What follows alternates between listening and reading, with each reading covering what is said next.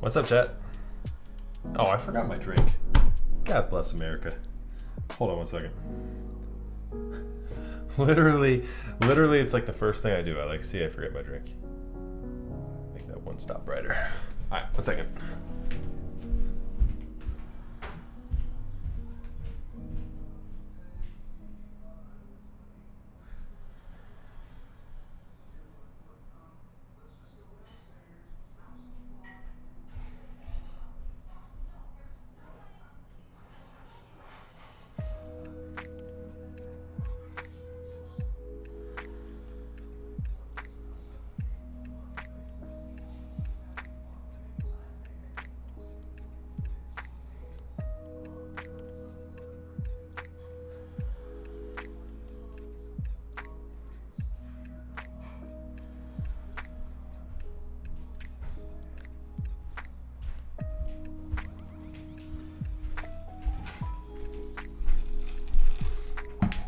All right.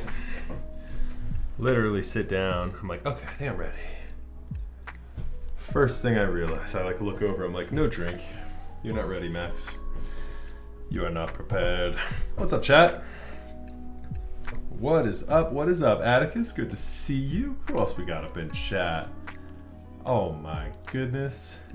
We got Melk. What's up, Melk? Is it Melk? Is that how you pronounce it? What's good, buddy? Sochi? Or, yeah, I think it's Sochi, Alpha, Grazy, and Yuri. What's good? Alpha, what's happening? All right. How is everybody? That Keycult, this Keycult was supposed to be sent to you, eh? Aha. They must have messed something up. Classic mix-up. So what's happening, chat? How is everybody? We got a lazy Sunday. A friend of us. I'm hoping that we can get a full cycle up in here. I'm not going to delay. I want to get right into it. I hope everyone's having a good weekend so far. Let's do a cool little unboxing here. I'm gonna cut right into keyboard content because my kids are sleeping and I want to try and get this whole thing built before they wake up. So, welcome to my desk. Hello from the Czech Republic. Nice. Hello, Patrick. Nice to see you. You're just in time for an unboxing.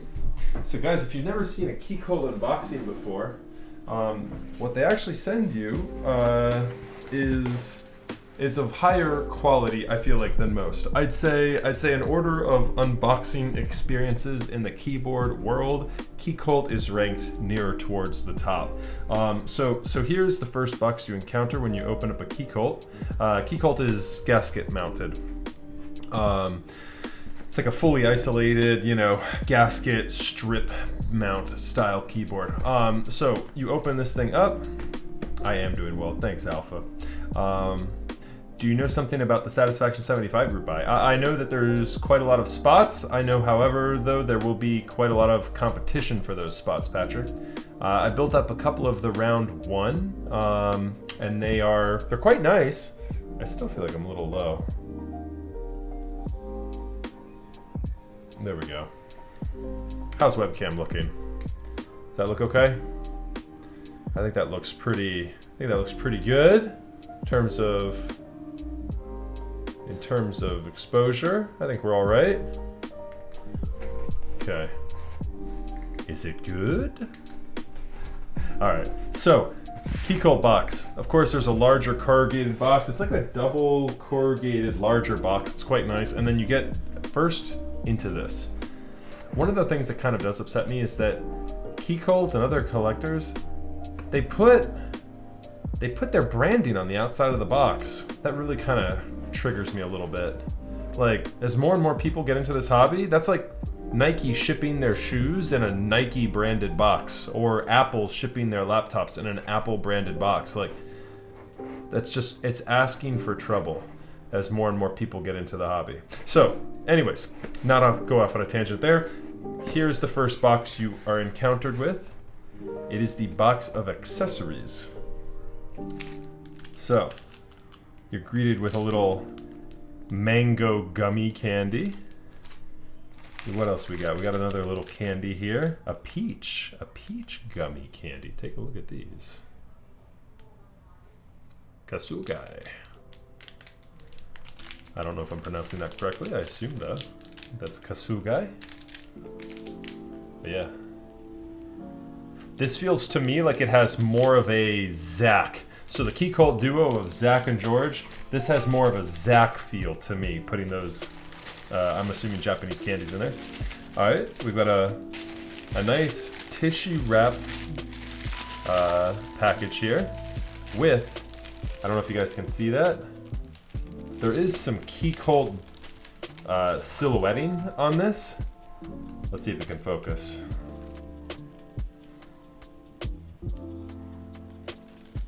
You see how it's like a little silhouette on it, kind of like the cult silhouetted tissue paper.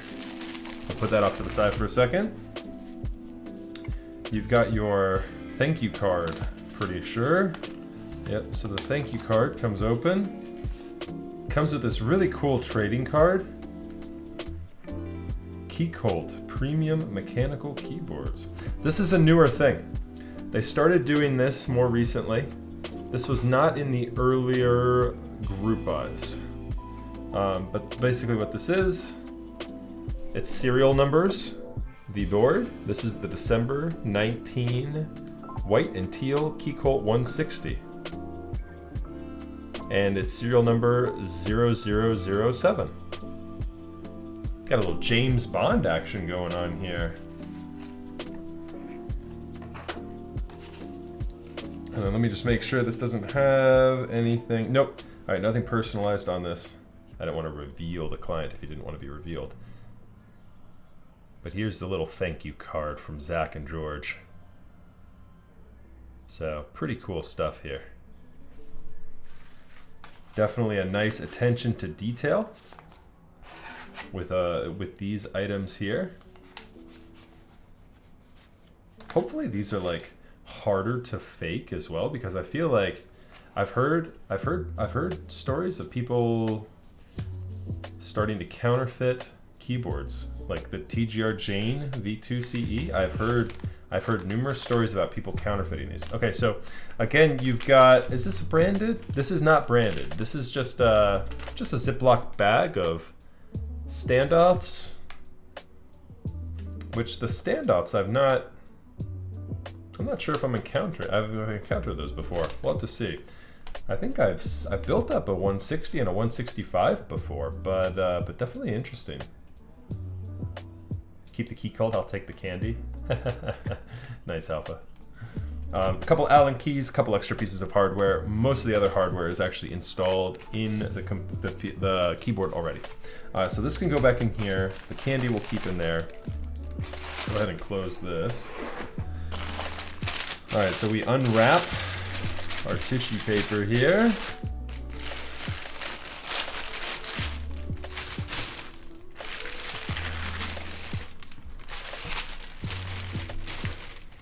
And, oh, this is new too. This used to just be all tissue wrapped. Now you have a nice Keycult microfiber. Yeah, I swear, last time I built one of these number ones was I think in 2018. And so the process, the packaging's changed up a little bit. This is very nice. This is a very nice, look at this, look at the stitching on this microfiber.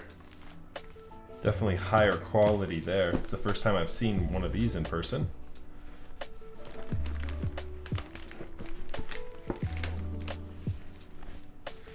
Yeah, very nice and large. Go on a picnic with this thing. Look at this.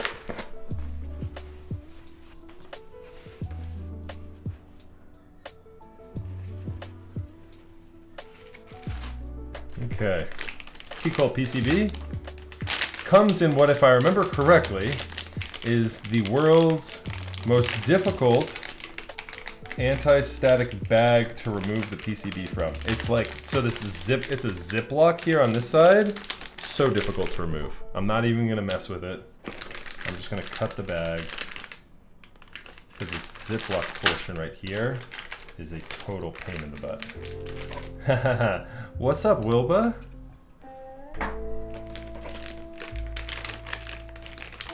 Is that Wilba? I'm not sure if that's your actual Twitch name. If it is, hello. Welcome, Wilba. I don't think I've seen you in my in one of my streams before. Nice. So if you're unfamiliar, Wilba is the creator of this PCB. There's his logo right there. If it's a Wilba PCB, you know you're in store for something fun. My experience, more often than not, with Wilba is either with a Rama or a Keycult board. So, you know you're in store for something nice.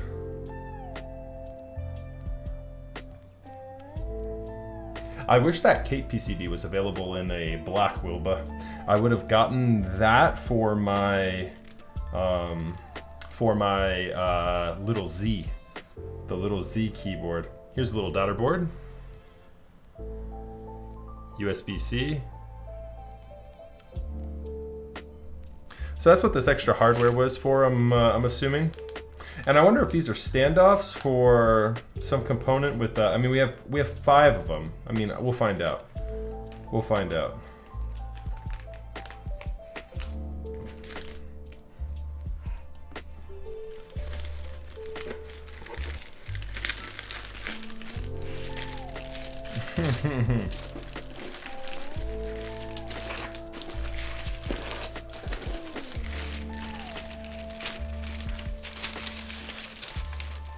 Oh yeah, look at this plate, chat. Oof.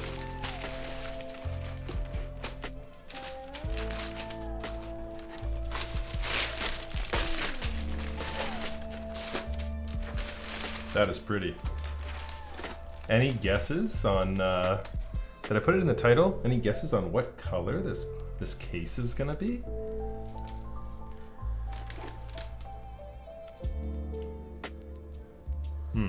Beautiful. So you have this this spring leaf mount plate, if it were. You can see how these cutouts are here, and it's just mounted, or it's just attached on these one little contact points right there. When you hear spring leaf mounted plate, that's what we're working with.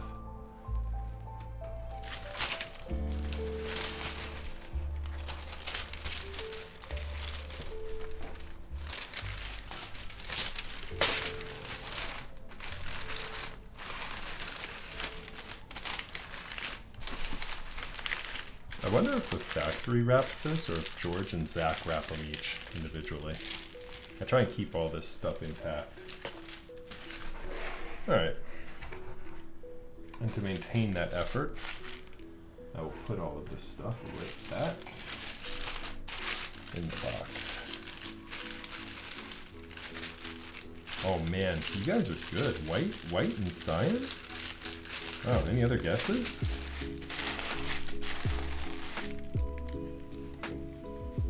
What about silver? Silver with teal would look pretty good.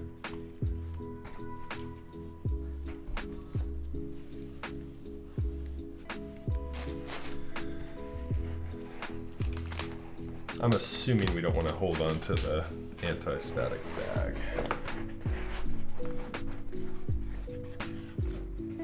Oh! It was on the card. You cheaters. It's been revealed. Okay, so the first box has been gone through, the accessories of said Keycult. So then you're greeted after you make it through that first box. You're greeted with this bad boy. And I feel like they've made improvements on this, because I remember the earlier editions, either that or we just got one intact.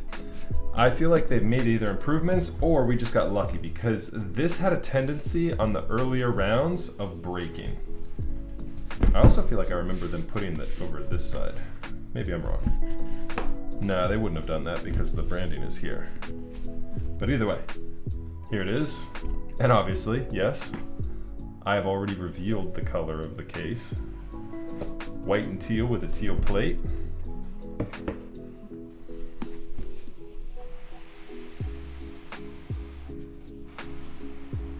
We did a white and teal build the other week on that Key 65. That one was quite nice as well. I'm getting a lot of vibes with this board similar to that. This is not bouncy, this is a client build. I'll put it up to a vote, but maybe we'll put some DSA Magic Girl in the running for the keycap set today. I haven't decided yet. We'll put a whole bunch up for the running. Okay, so yeah, so here is the keyboard.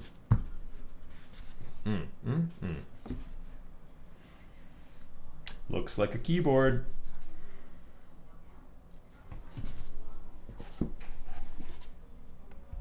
So if you're curious, a very thick padded foam with a nice cutout exactly situated for your keyboard. So you know your keyboard's gonna make it to you in one piece with Keycult. That is if it doesn't get stolen, because they've added all sorts of branding to the outside of the box.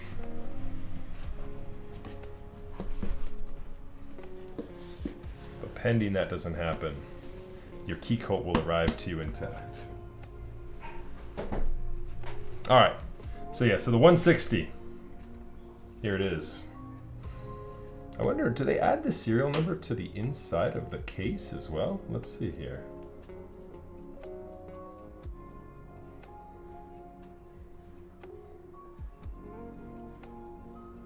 Designed in Raleigh, North Carolina, Keycult 160. Yep, and there's the serial, 007.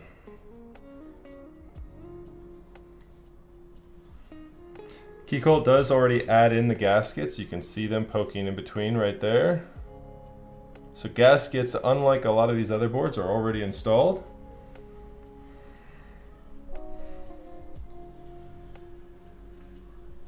Yeah, it's a pretty board for sure. And the daughter board is not yet installed. So the daughter board gets installed right here.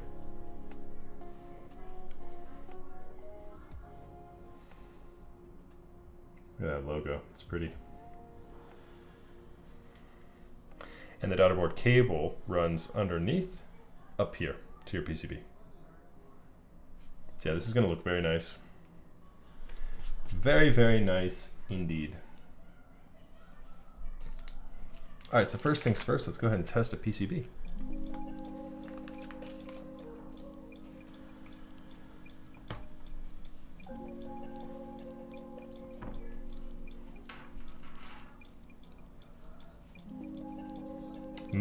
Modern Dolch would look nice on this.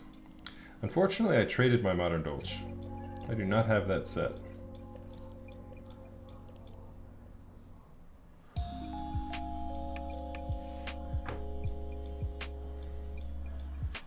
I wish I had more teal sets. I wish I had like Delta, or what else would be a good one?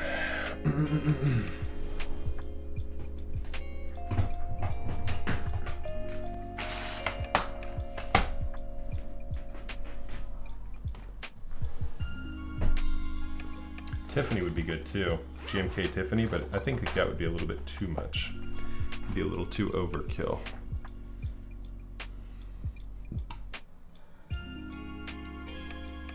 Yeah, this one is it's quite pretty. Quite a pretty keyboard.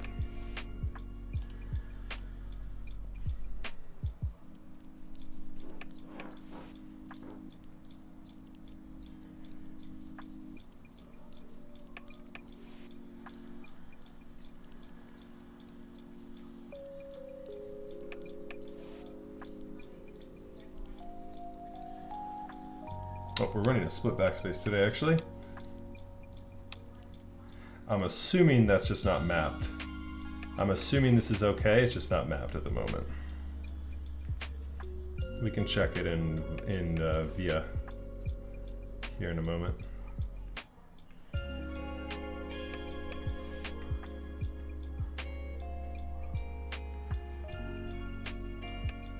So no ISO layout allowed.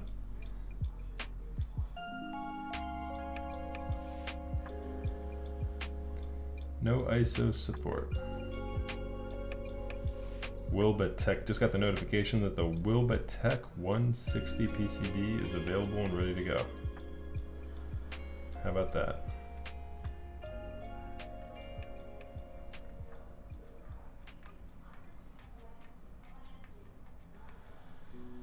And we're doing a split right shift here. I'm assuming this guy is also set to function. We'll look at this guy and this guy here in a moment.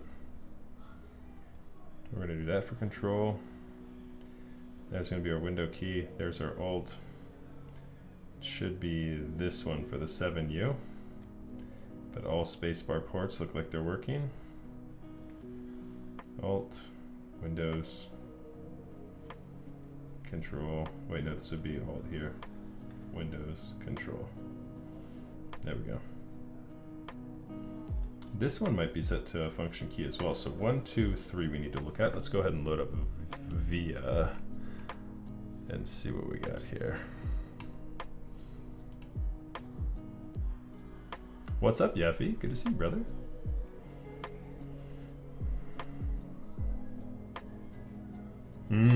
Yeah, GMK rainy day. Why am I not picturing that? Okay, I want to go to key tester, and I want to go to, I'm going to go to this guy. Why do I not have configure?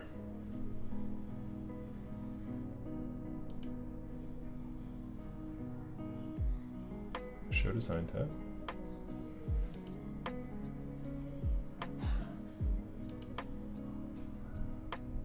Well, I can tell it is set for mouse over. You know what we can just do real quick, chat? Let's just do this. Let's just do this. We can go here and we can set the layout. We're gonna do a split backspace and a split right shift. This guy is going to be a 7U. And we're gonna go to key map. And we're gonna set this one to pipe. We're gonna set this one actually to delete. Backspace, backspace, backspace. I actually like doing this the other way. Backspace here. Let's set this one to pipe, and then this one to delete. Do you guys like doing delete here or tilde? Technically that would be that, and that would be tilde here. Tilde, tilde, tilde. Where is it? I'm blind. There it is. And then what you would do, my personal favorite, so I do this one on a mouse over. That one's mouse over 1. This guy right here is going to be the right GUI. I wish it actually was like sorted down here as if an actual keyboard. Kind of triggers me a little bit, right Windows. I'm triggering something. I'm triggering something. What am I possibly triggering? There we go, right Windows.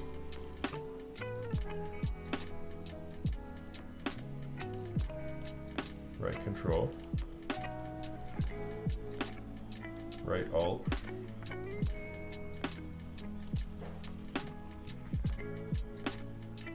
That looks good. I normally do this one on Control as well, but I'll keep that as is for now. And then mouse over 1. There's delete there, but I also set this one to delete. I like that a bit more. There we go. So if I do split backspace, that's my layout of choice, with control here actually. But I'll leave it as is with caps lock for now. Okay, cool.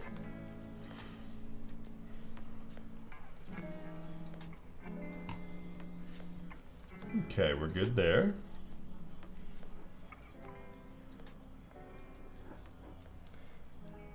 Why do you get all the pretty board?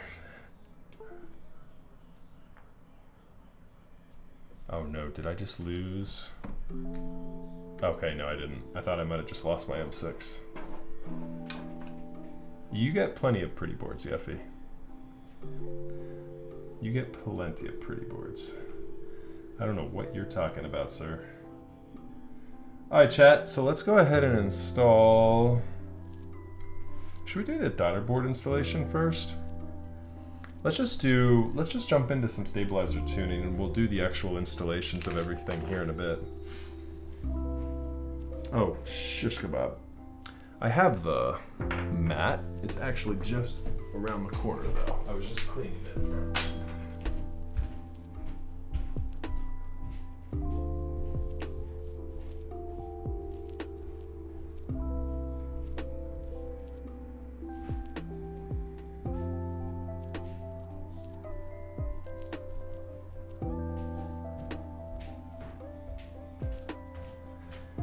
Hey chat, look what I just got too. This just came in. Oh yeah. That's gonna be going back there as soon as I finish getting a couple more bulbs for it. I'm excited about that.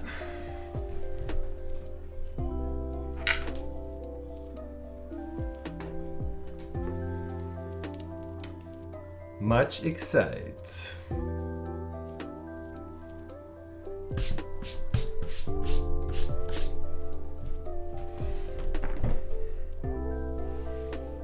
Okay, so let's do this.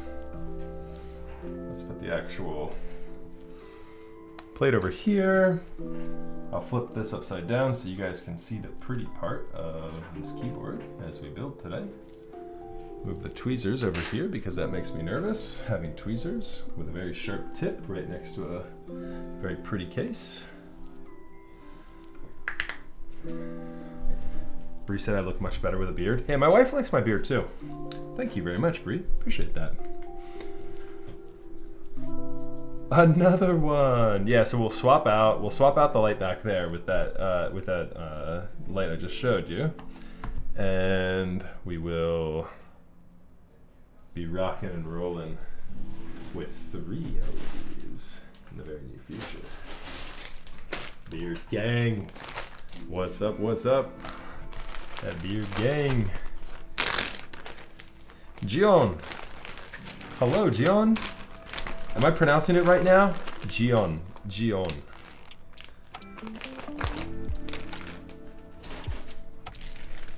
How's it going?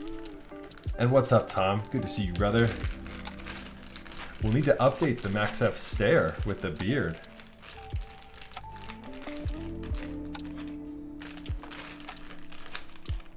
Okay, so we're going to be doing a 7U stabilizer today. And we are going to be doing a split right shift, a 2U left shift, and a 2U enter key. And that should cover us for stabilizers. We don't have to worry about too much with stabilizers today. Did I miss anything? So we got this left, we got the left shift, we got the enter key, and we've got the space bar. That should be it. Bueno with the 4 months. Thank you very much, sir. I appreciate that. Yo, Yeffy, let's get a shout out for Bueno.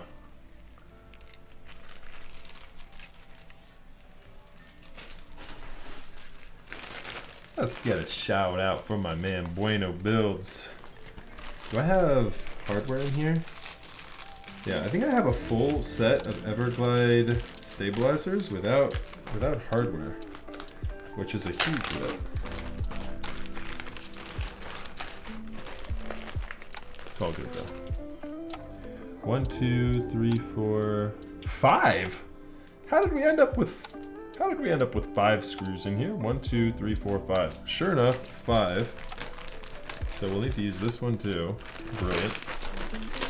I don't know how we ended up with an odd number of hardware there. Oh, I like the Bueno build stair too. That's what's up.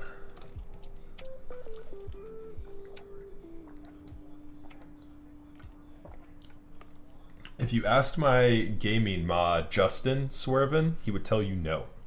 None of these keyboard desk mats are good to game on. They have too much inconsistency in them and they'll throw you off. Like, for me personally, I am fine with it. I game on this all day. But like, for example, and I do have this upside down, so this would not be here on yours, but there's like this little part here that would, like, it throws it off a little bit right there. It's a little bit of a bump. I do actually have the desk mat upside down though. That tag should be up here. The RFP logo is here. I just was an idiot. I didn't know what I was looking at when I got this. And it didn't look like there was an up or a down on it. And so I just placed it on my desk. So that's the answer there. But, I mean, for my purposes, totally fine. Totally fine. But he's like, nah, the consistency of these is not high quality enough. So take that for what it's worth.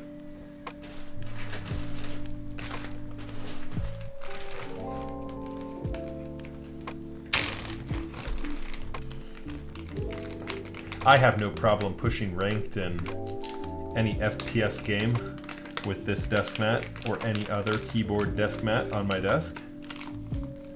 I absolutely recommend going a full-size desk mat if you haven't already.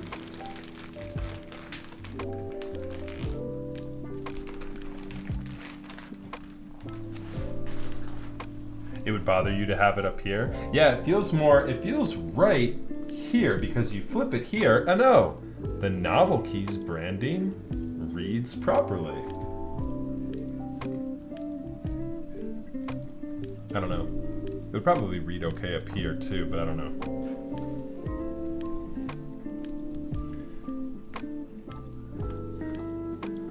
So chat, we have some celebrities up in here right now. Gion, I think I'm going to be building one of your TKLs here soon, sir. I'm very excited about that. The Formula 1 racing inspired TKL. We got Dr. Uru up in here too? Oh my goodness. All the homies are hanging out. What's up, Dr. Uru? Let's get a shout out for Dr. Uru too, Yeffy. Welcome. We got more keyboard content creators in here than I know what to do with. All right.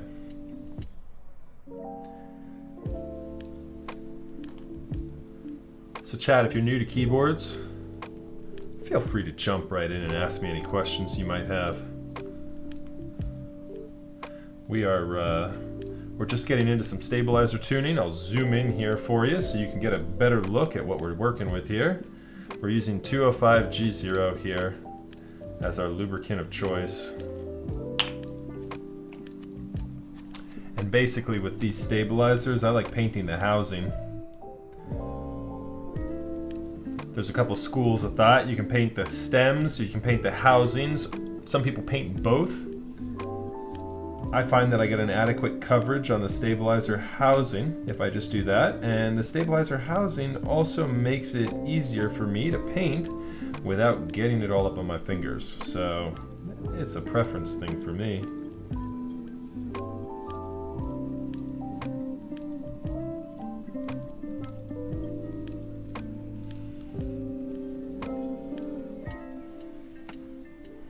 This is a client build. Sub Mohanty.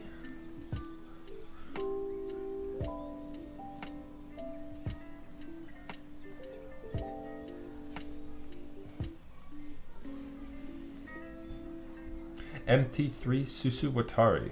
I'm not sure that colorway. If you can link me what that looks like, I can give you my take on the actual colors. I can say though that I'm not a fan of MT3 profile.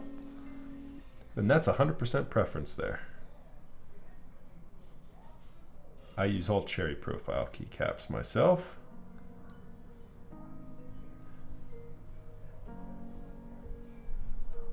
For me now, I use a syringe to place lube and brush it to even it out. Less lube on fingers.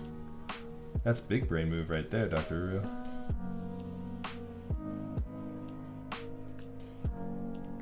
I feel like with the syringe though, you waste a lot of lubricant inside the actual syringe. I have a couple of syringes, like this guy right here, that are actually better. Like this syringe right here has a little stopper, a little plastic stopper that goes all the way up into the tip. You can see it goes all the way up in there, so you don't waste as much as others. But even with this guy, I feel like this one you waste a bit with. I've used that for spot treatments to try and repair stabilizers that haven't felt good after a period of time. For people who did not want to desolder. And to be frank, that can help in a pinch. It's not something I would recommend. It doesn't work perfectly. But if you are absolutely 100% opposed to desoldering your keyboard, that can make an improvement. The other thing that works pretty good is the super lube that I have linked in my Amazon Blacksmith. It's these guys in this vial.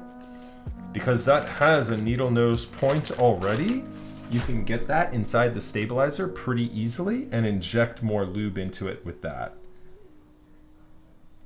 That way you don't even have to worry about waste or anything. You're working with the lube right out of like a toothpaste kind of style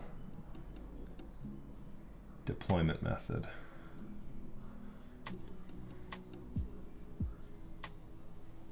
But no, I'm not a big, huge fan of super lube. I use super lube to like augment 205 tuned stabilizers.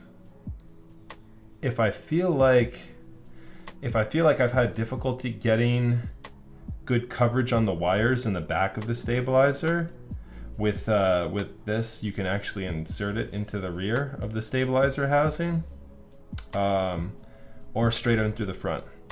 But I never use it just by itself. For me, it's always to like augment. Is the Krytox 205 on sale on Amazon the same quality as what you're using? You need to look for grade 0. And honestly, you can find manufacturers for that that are pushing off grade 0 labels, but don't actually have that full mix. And so I wouldn't trust it, just to be honest. I would go through a keyboard vendor, somebody whom actually like knows the manufacturer and the person distributing it. Yeah, so if it doesn't say, then yeah, you for sure can't be certain. But a lot of times in the technical specifications, it'll give you a gradient on it. It'll give you some sort of like nomenclature on the viscosity level of the lube. What's up, Chris? Good to see you. Oh, I've started tuning wires here, and I don't even have a housing fully ready. Getting ahead of myself here. Let me go ahead and get this housing ready here. There we go.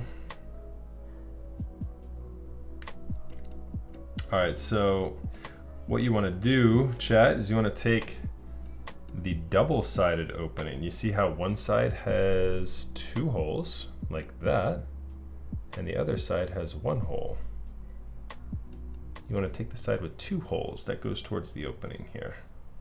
That goes towards the opening of your stabilizer housing.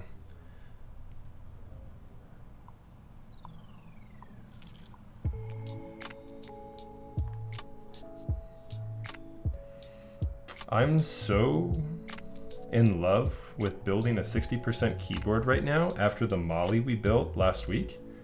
I had to tune up 7 sets of housings.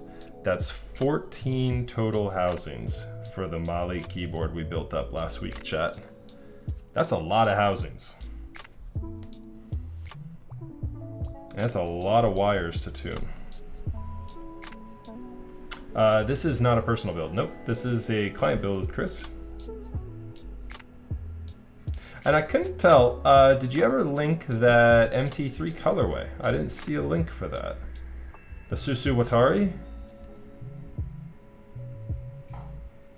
I can certainly give my impressions of the color if somebody wants to link that for me. I don't have a keyboard plugged in at the moment, so I cannot look it up myself. Otherwise, I would stop being lazy and do that for you.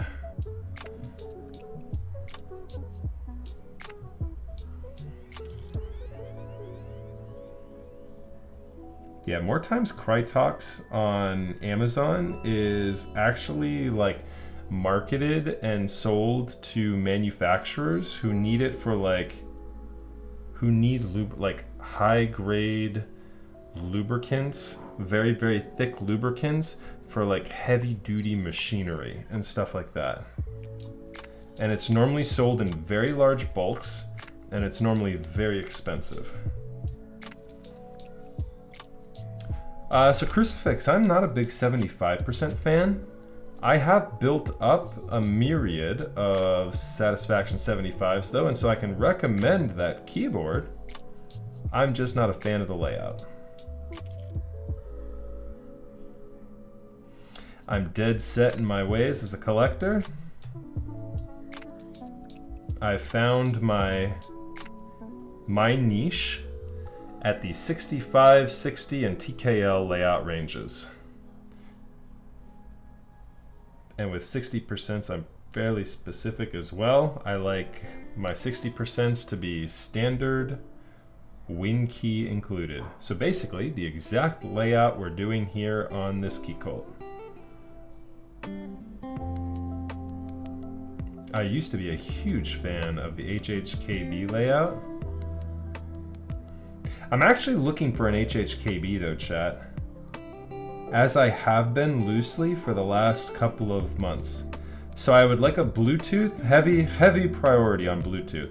I would like a Bluetooth HHKB so that I can type on a keyboard when I have my workstation cleared and I'm tuning and streaming. It would literally be a keyboard for the sole purpose of having it when I am not got another keyboard plugged in. Jessup, I would presume you would not want to use anything other than grade 0 on stabilizers. I would not risk it. You can find 205G0 on a myriad of websites. You can go to the Key.company, and I believe it's not sold out. It's linked down below, and you can get the exact same lubricant I'm using right now on their website. TKC took over a lot of lubrication needs for the community within the last year. Little known fact, chat, but actually there was an artisan maker in the hobby. If you collect artisans, undoubtedly you've heard of Hungerworks Studios. And the creator of the Popsy Skull and the Hunger Key and all of that, Robert, aka Binge, actually sourced lubricants for a lot of vendors for a period of time, and he was losing money on it, as a matter of fact. But he was doing a big favor for the community and sourcing lubricants for, and I want to say a bunch of vendors. Don't quote me on that. I'm not 100% certain, but I know he was sourcing lubricants for a large portion of the community. What's up, Tire God? Good to see you. And so he has since removed himself from that, and TKC is actually taking over a large portion of the lubrication supply for mechanical keyboards. So, what's that? I'll post you or you tweet decorating for Christmas. Wait, what? I'll post the idea of decorating for Christmas right now. You're I'm not a you're gonna go for Christmas now? Go for it.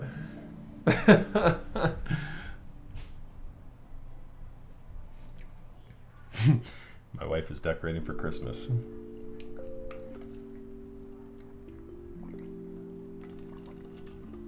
She asked me how opposed I am to her decorating for Christmas, and I said go for it. It's not a battle I'm gonna fight. We're not dying on that hill today, boys.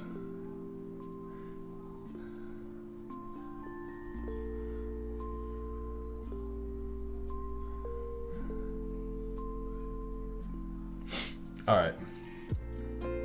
Stabilizers should be tuned. And it looks like I've got pretty good coverage on the wires. I always kind of give it like a once-over, especially when you have these housings that are translucent. You can see through them. So you can kind of see a little bit of the back wire there. There's a little bit of a bridge underneath stabilizers. Take a look at this, chat. There's a bit of a bridge underneath stabilizers where you can see right there, there's a bridge that sometimes lubricant will get pulled off that back part of the wire there. So right above my index finger, sometimes the wire will get a little less coverage. It looks pretty good though right now. So I'm pleased with what I'm seeing on these wires right now. So let's go ahead and install them. And give them a test and see if they sound as good as they look.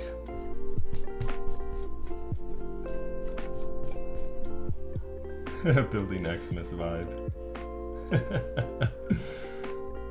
You know, I'm just not getting into it, chat. It's all good. It's gonna make her happy, and if she's happy, I'm happy.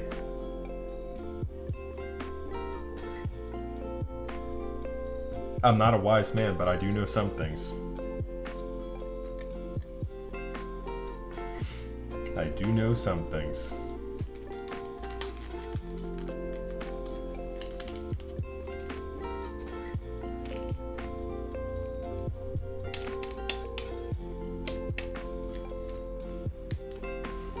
I just think it's funny that she even comes in to check with me.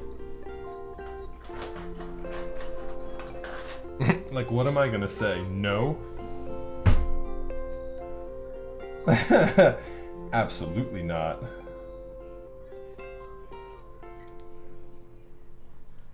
Thanksgiving, though, is an easy one to skip over. Like, Thanksgiving, especially if you're, like, not hosting, which I certainly don't think we're hosting any dinners at our house for Thanksgiving, is a real easy one to skip over. It would be unwise, though, Tire God.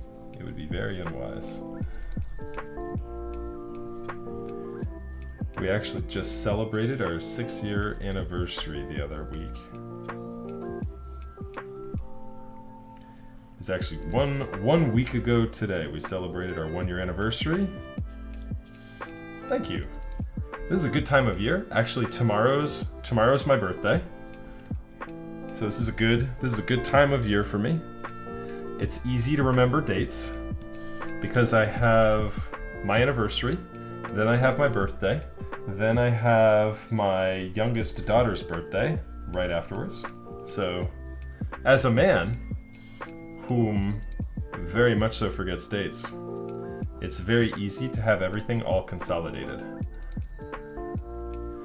Typically, so many events. Typically. This year, there hasn't been too many. We were actually thinking about having a small little get-together this past weekend for the youngest kid to have their birthday party, but yeah, with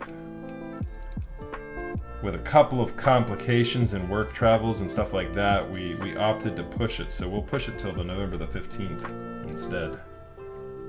So it's all good. And what's up, Aaron? It's good to see you, buddy. I didn't see you in chat at first. Are we gonna have a little socially distanced meetup tomorrow?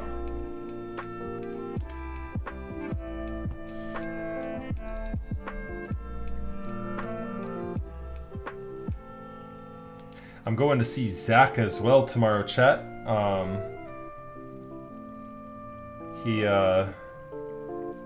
He has got quite a slew of keyboards for me. The little Z.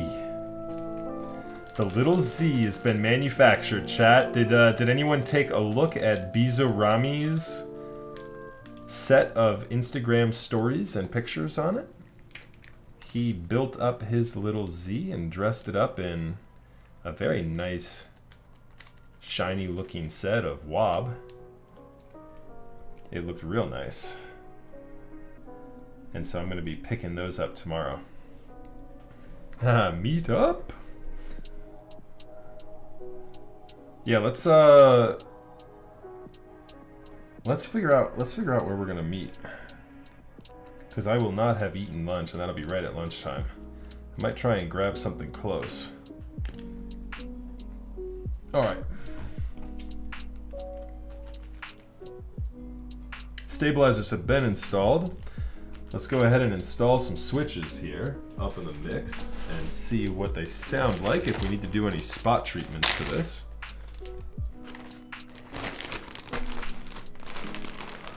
Oh, chat, I didn't do any unboxings other than the Keycult today, but we do have a exciting delivery from this past week. We got a board from Zekken in on, I think it was Thursday. So I still need to tune up switches for it. But we got the Ogre. The Ogre was delivered.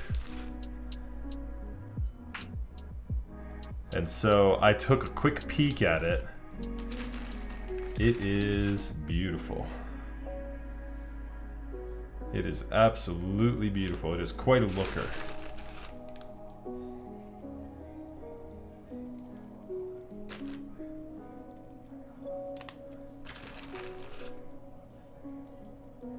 I did the dark gray.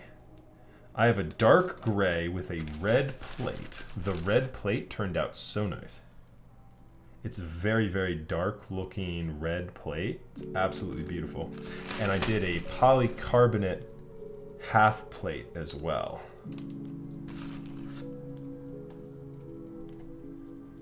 So I've got 2 PCBs for 2 builds. So we'll have a couple of different options here. So I'm not sure what round of V2 Zealios these are. They are round 2. And they have been spring swapped with a 67 gram TX spring. So by default, the Zealio V2 62 gram spring comes in feeling a bit, sounding a bit pingy. And so swapping the springs on these were a necessity for sure. So for the Keycult, we're going to decide. We've got a couple of different options. I felt bad. I shortchanged us on the Analog Dreams from last time. So if there's enough viewers from chat who are avid and would love to see a keyboard built up with Analog Dreams, we built up the Mali last week and we voted. Analog Dreams won the vote. But because I'm an idiot, I didn't realize that the base kit for Analog Dreams doesn't come with a numpad. And so the Mali got dressed up in GMK Oblivion. It's looking pretty fresh. And so the people who voted for Analog Dreams got shortchanged. It will not go with this keyboard, obviously, but another mail day. We got GMK Burgundy in this week as well. So GMK Burgundy is now here. I don't know if I'm gonna keep both Burgundy and Hamon. They're both a very similar set. Hey, is $80 for a drop alt keyboard with no switches good?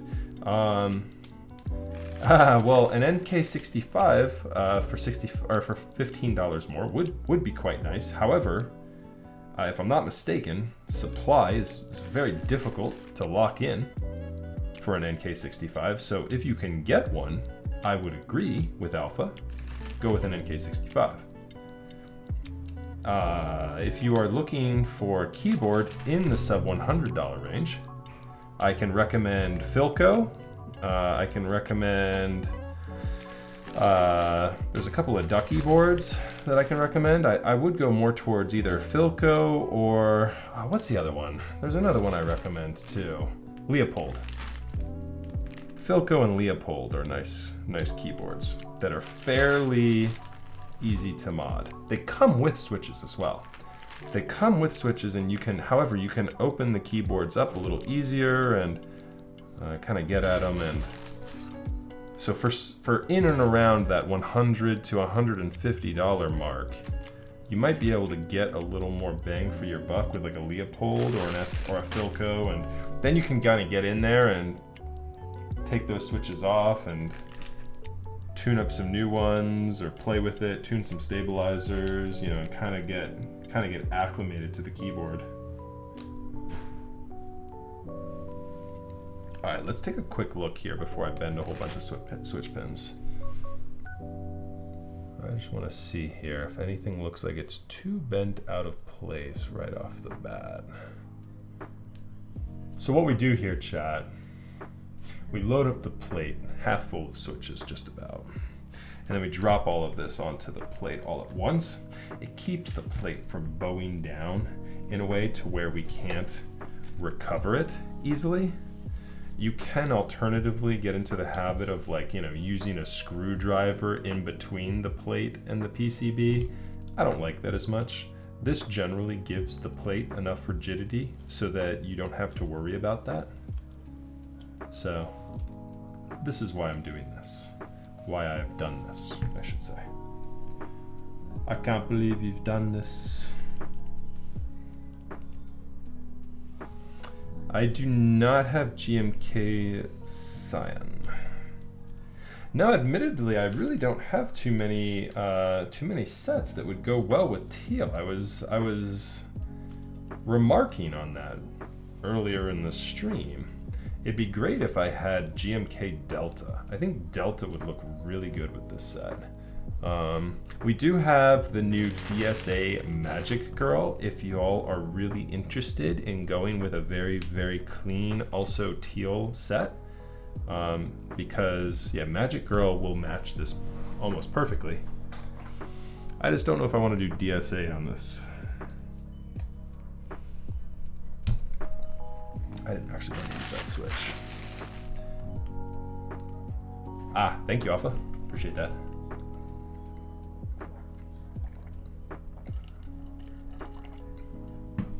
Thank you, thank you. I'm always dehydrated. As soon as I added that command to chat, I walked away from Twitch that first stream where people were reminding me to drink. I was like, I need that for my life. I need something to just hit me up on a regular basis to say, hey, drink. Consume water, don't die, you big dumb.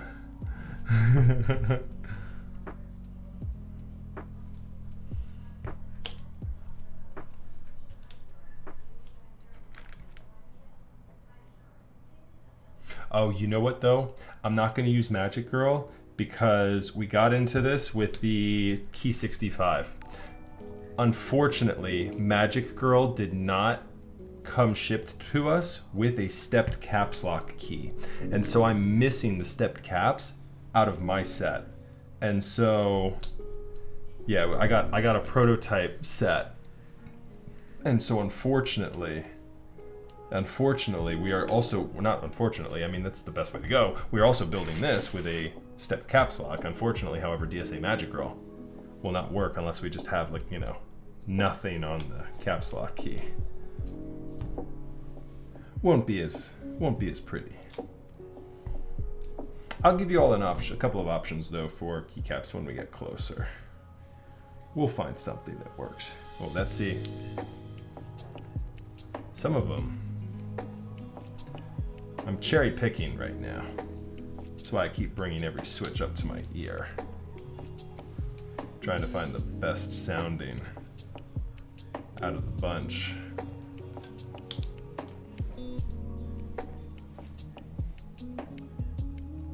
Milk does a good job, but these leaves can be a bit noisy. So I'm trying to make sure we don't get any really noisy ones with us here.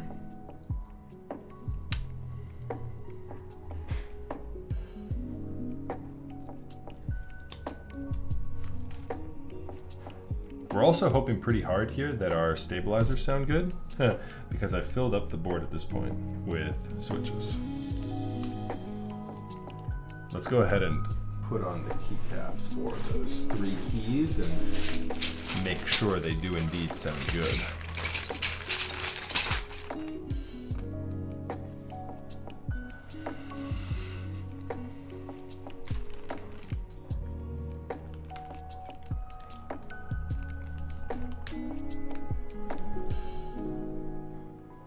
Start with spacebar action here.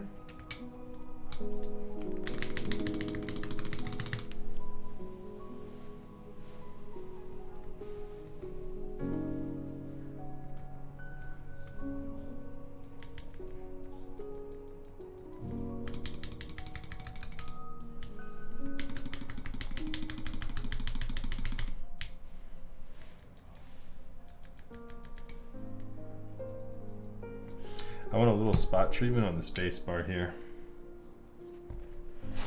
Let's try this first.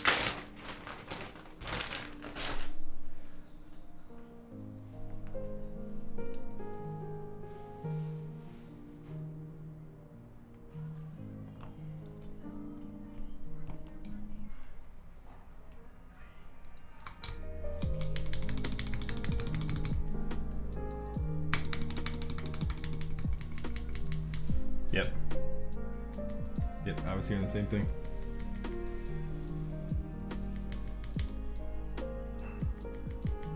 Yeah, so the left side needs a little bit of help still. So unfortunately, let me just take a look. So the left side here needs a little help.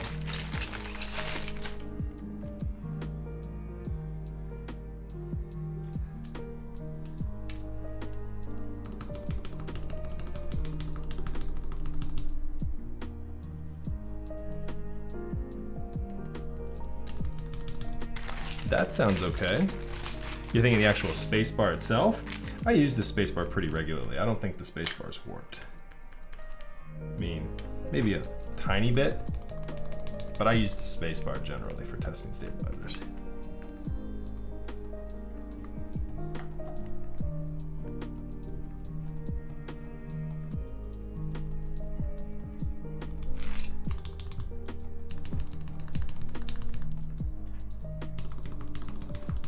So those guys sound good.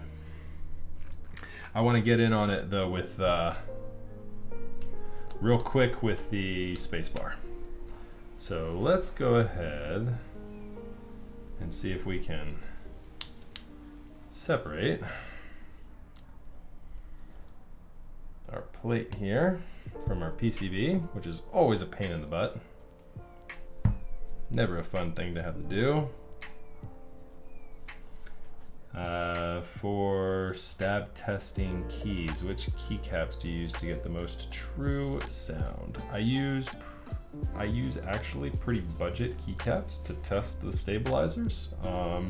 That way I feel like if I'm sounding okay with these key-rative blank keycaps, which are ABS blanks, not the thickest, admittedly, but they're very good economic keycaps. I feel like though, if it sounds good on those, then we've generally got a pretty good result.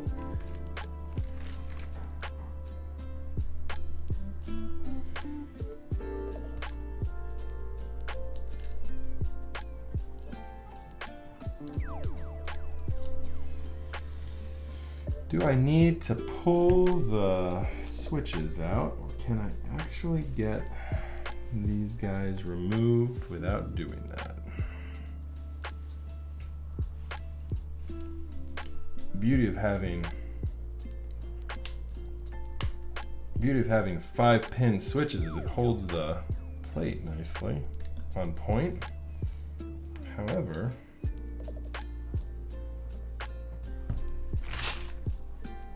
is client in chat? I'm not sure. I know he was earlier. Not sure if he's still. Nah, we won't break the PCB. We'll be all right.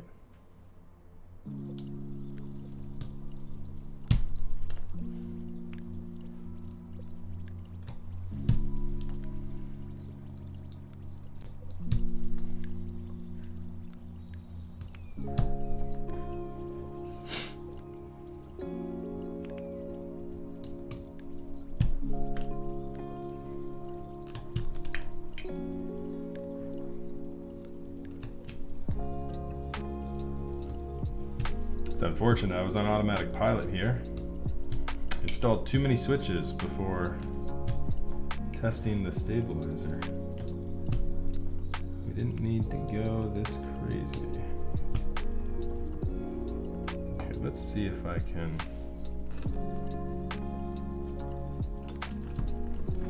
get this removed.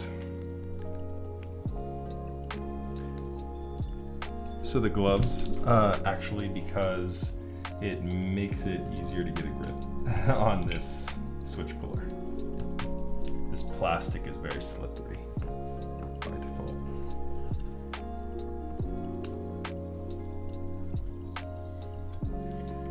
Come on.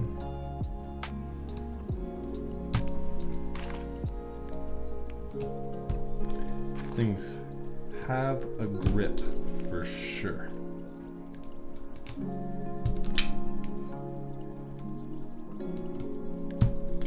Let's remove a couple more here. Right in the middle.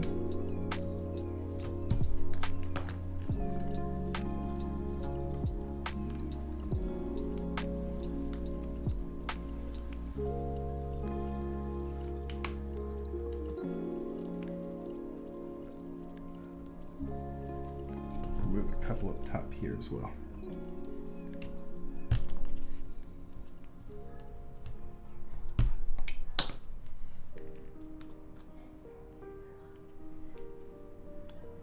It's a rounder bump. It's a rounder bump generally on the Zealios. Okay.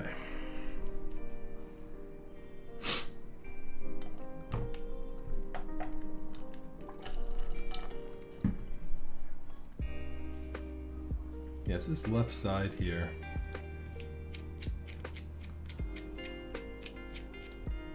The spacebar itself looks okay. Didn't look like it was warped sitting there on it. But what I want to do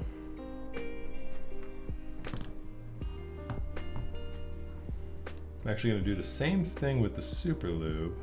Ah, no, I'm not. Super lube's not going to get it as good as I'd like. And so we will get a little paintbrush action going on here.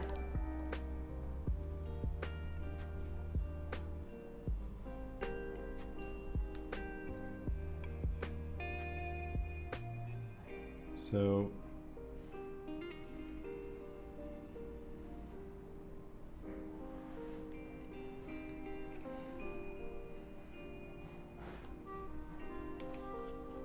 thanks for the follow there. Appreciate that, Jelly.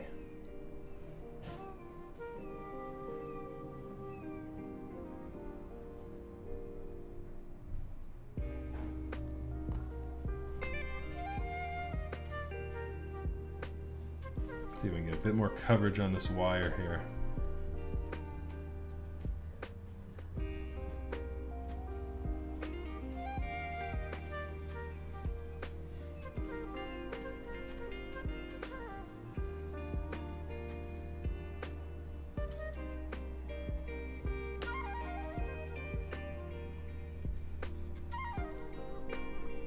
Okay.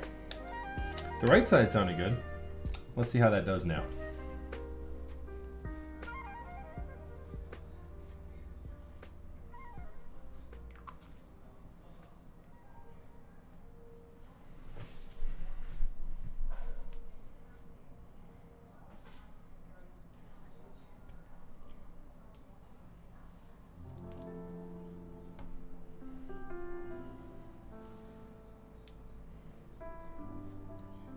If we still sound a little bit loose and rattly on the left side of the stabilizer here this time. It could be because the screw and stabilizer is a bit warped. And so one technique we can try to alleviate that is to just unscrew the stabilizer a little bit. Having it screwed down as securely as I have it, as I torque it down, could be in fact lifting and causing that bowing of the stabilizer. If that's the case, that could have been what was causing the acoustic disparity we were finding there.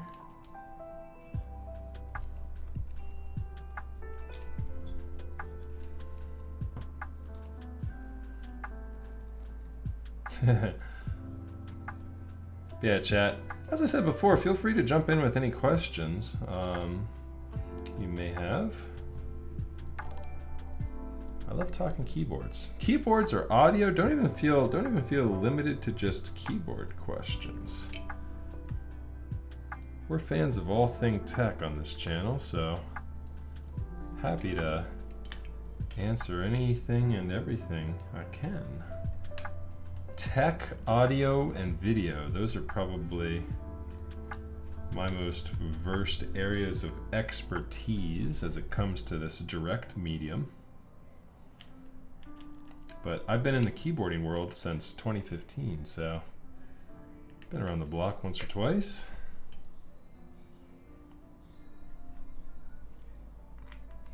Okay, let's just go ahead and get a couple more switches in and around the spacebar so that I will not have any rattling occur because the plate doesn't have a good anchor point. I'll put one in here as well.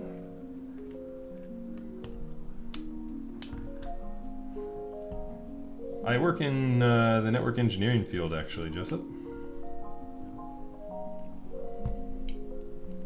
So I design more often than not data centers for clients. All right, let's take a listen.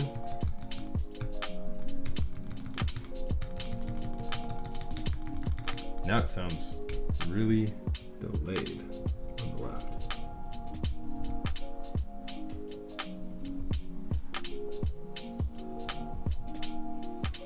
The left felt a little bit sluggish there, which is something we can fix a little bit easier.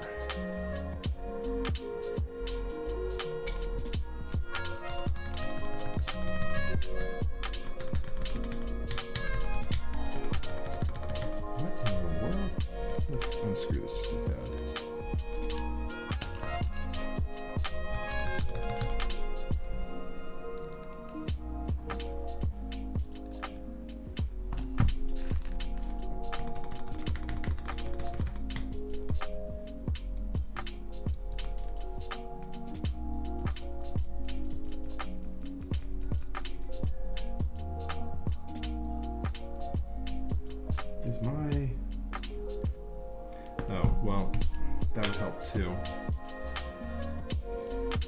That I have installed bent a pin and it was actually lifted a bit.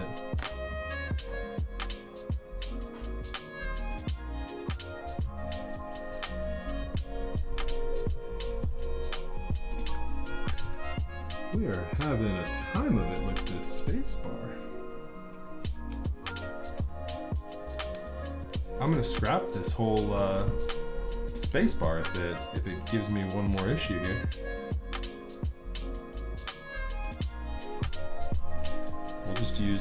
We'll use a C3 and say to hell with the Everglide.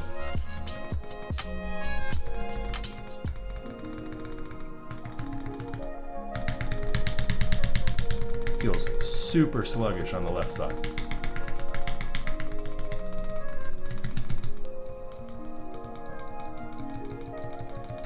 And a little bit rattly on the right now. Yep, I'm done messing around. I'm done messing around with this. Goodbye, stabilizer.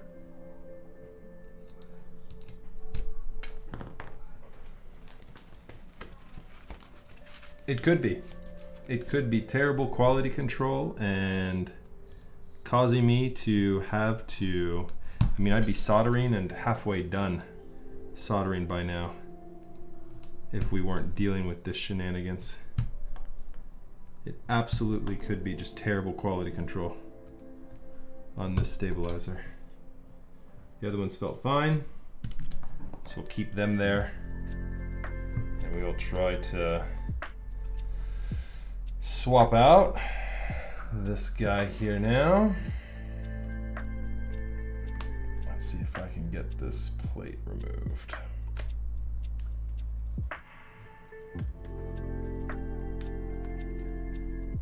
Five-pin switches don't hold as well when you remove them continually. Bringing them in and out of a keyboard constantly actually shaves down the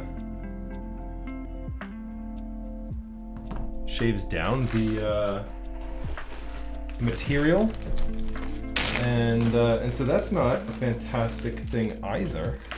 I'm just overall done with this stabilizer. I'm not going to mess with it anymore.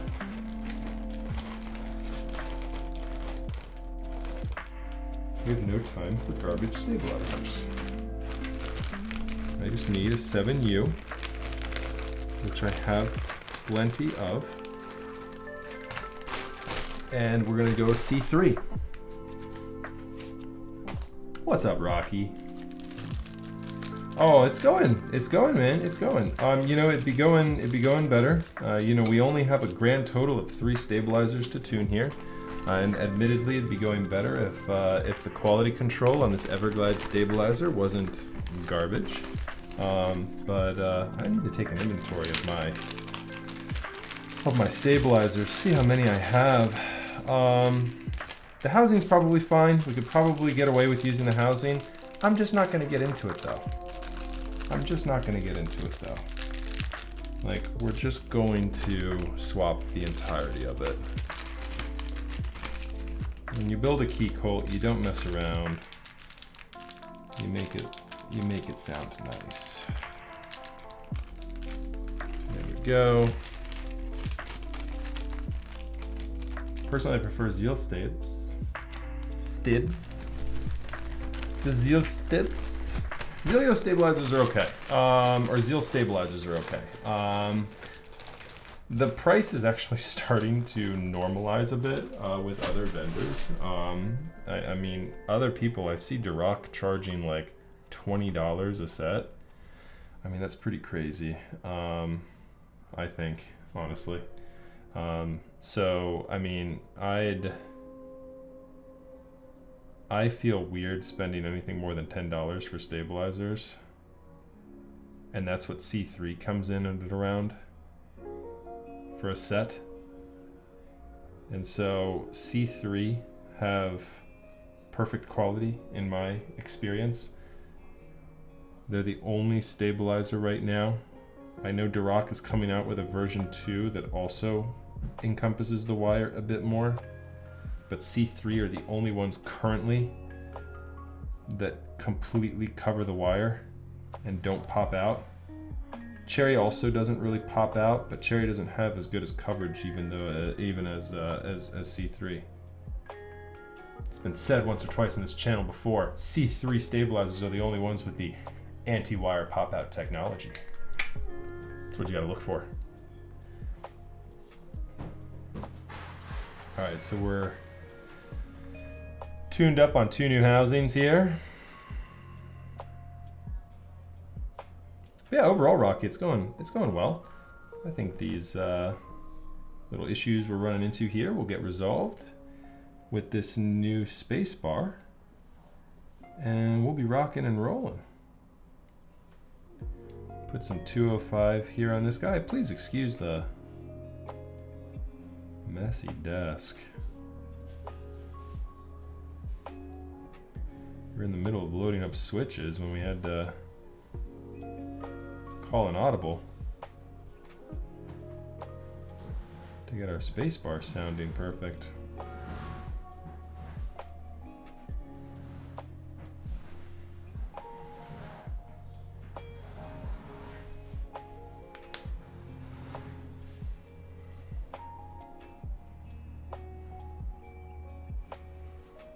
So I spoke too soon when I was like, oh man, we only have to tune 3 sets of stabilizer housings. We would now technically be on 4. And we've retuned this space bar once already. So brilliant.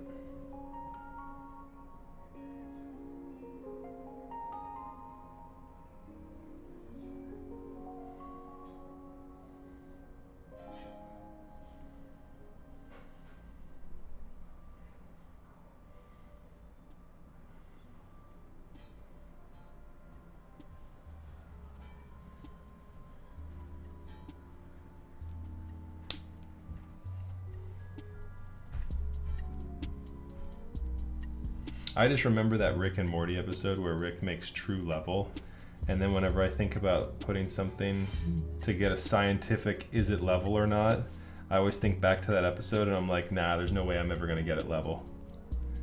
So I just play around with it.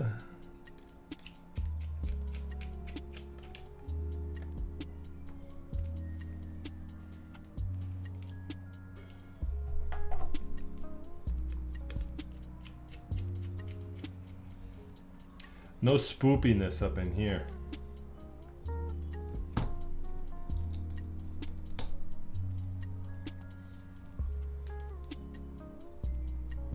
Do you balance your stab wires? What do you mean by balance stab wires? You said you saw balancing stab wires on Wildcat's YouTube page?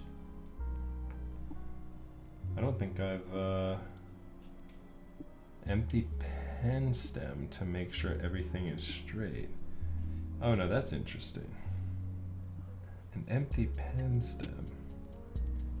How would you get the part of the wire though that's turned in there? Am I confused? Am I missing something?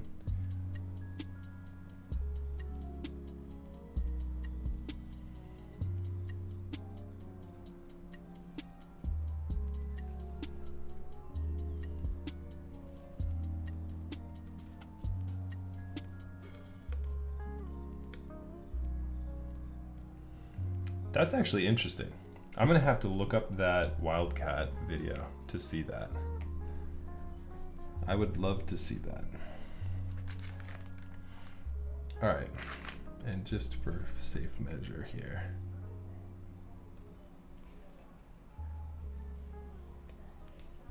Okay. Let's go ahead and try this for the 3rd time. As they say, is the 3rd time a charm. We will soon find out.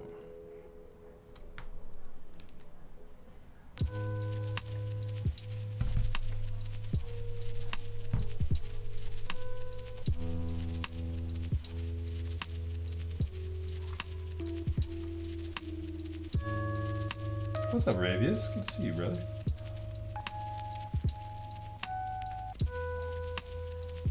He used the phone's flat side. Interesting. Okay.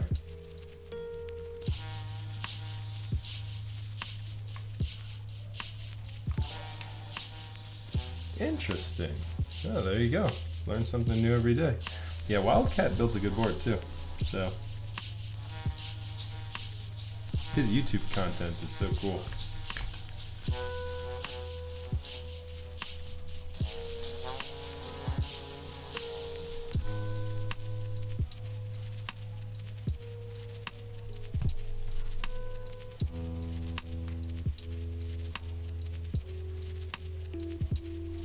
Okay.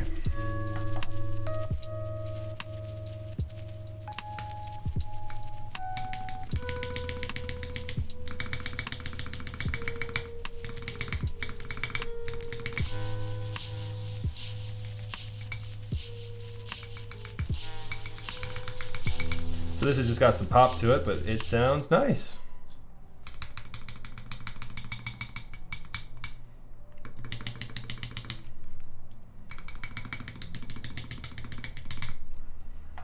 So there you have it.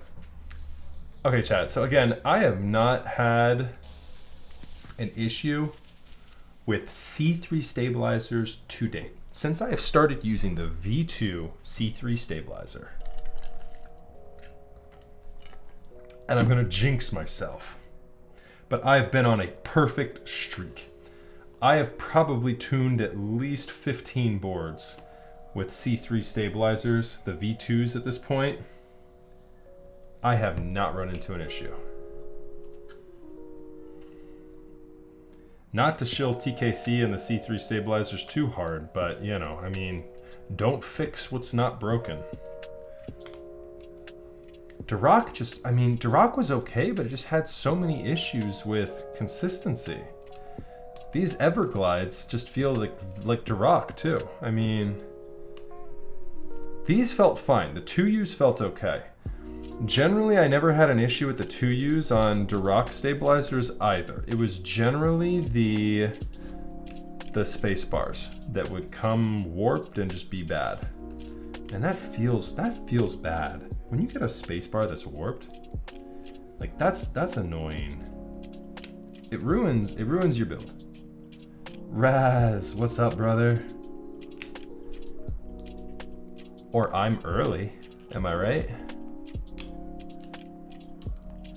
I think it's more like I'm early today.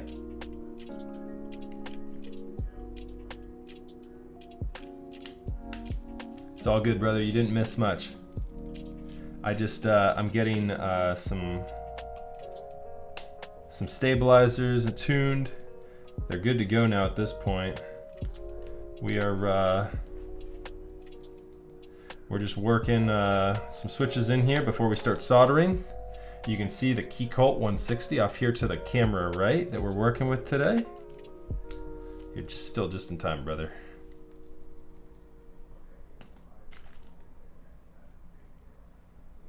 Okay, nice. Jessup, I appreciate that. Thank you. I'll have to check his, I'll have to check that for sure. Did I hit on KWK? Our invoice is out. Did he confirm that they're all sent? Not as of the start of my stream.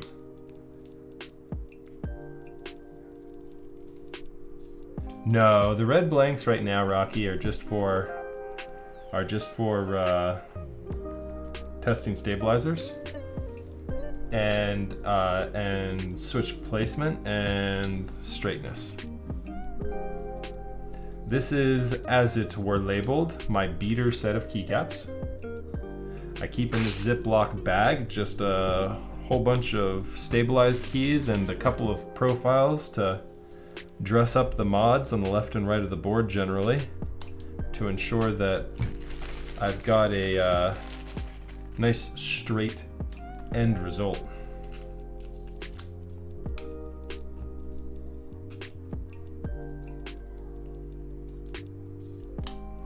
These ones right here, I've had to cherry pick these Zealios. These ones here sound really, really noisy with the spring.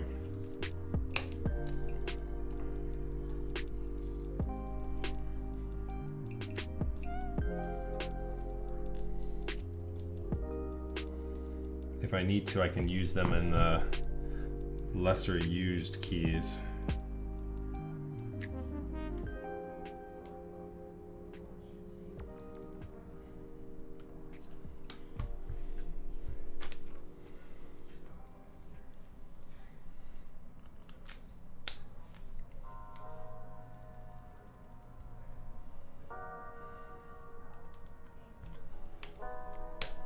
But I shouldn't need to if these are good.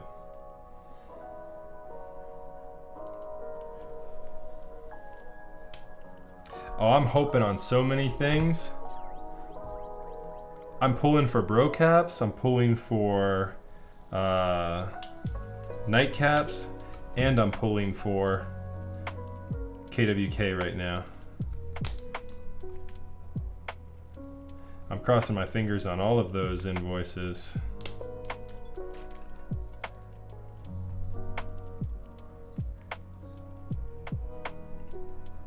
My favorite keyboard. My favorite keyboard in my personal arsenal is probably my 910. What I'm typing on my daily right now, however, is my Singer Jaguar. But my 910 has like a personal story to it, so that's why my 910 is the way it is. Oh, big raid. What's up, Alex? Good to see you, brother. Thank you so much for the raid. Big Chill, thank you very much for the Twitch Prime. I appreciate that. Hello, everybody. Welcome. Y'all are tuning in at quite possibly my messiest desk in any point of my streaming. Welcome, everybody. Y'all are just in time for some soldering action. We're just getting into a build here for the Keycult number 160. So yeah, so Casserole, my favorite keyboard is the TGR 910. Not even my best sounding board, but it has this, there's a lineage to it which I really like. And I'm a big fan, and I'm a big fan of Sam, and it has a special place in his heart as well. So the 910, I don't know if you guys know this. We'll go on a little adventure here. So the 910 is Sam's anniversary. That's where the 910 comes from. It is so obviously a special board for him. My 910 is a Doge edition. Which is a one of 3. There's only 2 other people that have one. Mine originally belonged to one of my favorite artisans currently. Well, and not currently, but just from forever. Brocaps. Mine originally was Brocaps' 910. And so it made it to me, and it will probably die with me. I will show you my 910. Which is kind of funny. It's like a Brocaps lineage on it, but it actually has got blood caps all over it right now. I've got a bunch of blood caps on it as we speak. But yeah, my 910 is, the Doge is what makes it special.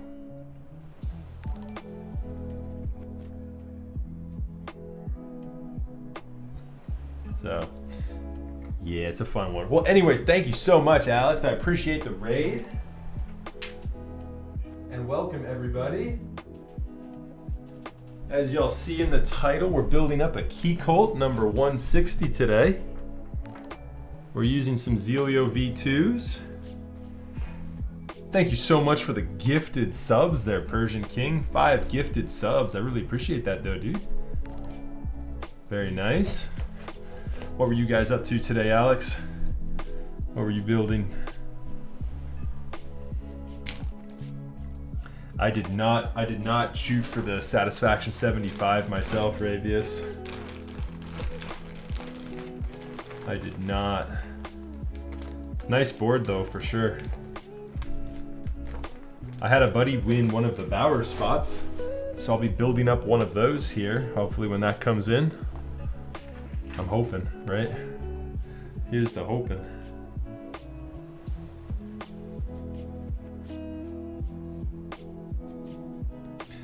So yeah, chat, I'm just cleaning up a little bit here before we get into some soldering action. You guys know the drill. You just came from a keyboard stream. If you've never tuned in to me before, welcome. Thank you so much for the follows, everybody. I really appreciate that.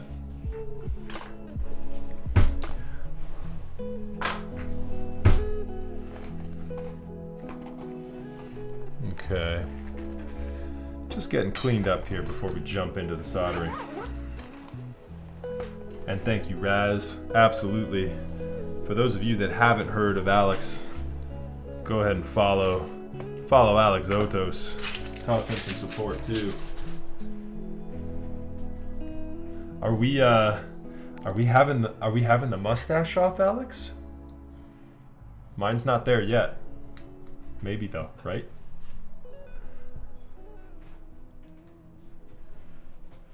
We'll see.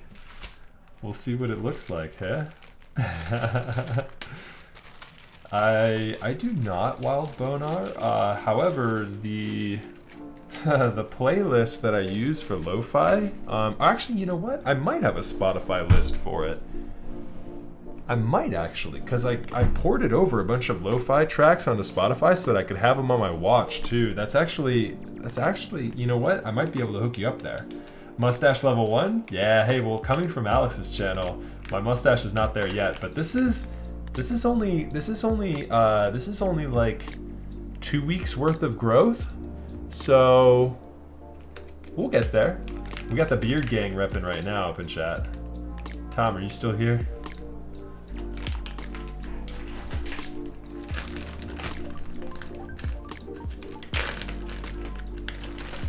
Yeah, Wild Bonar. So right now what I use is the what is it? Sleepy, is it the chilled cow? The chilled cow is what I use right now. You guys have seen it, I'm sure. I'm rocking that playlist right now. So this is Kupla in Your Eyes. I mean, hopefully I don't get DMCA'd or whatever by any of these tracks. I haven't to date, but we'll see. Alright, desk is moderately cleaned up here. We're looking good. Ready to start some soldering.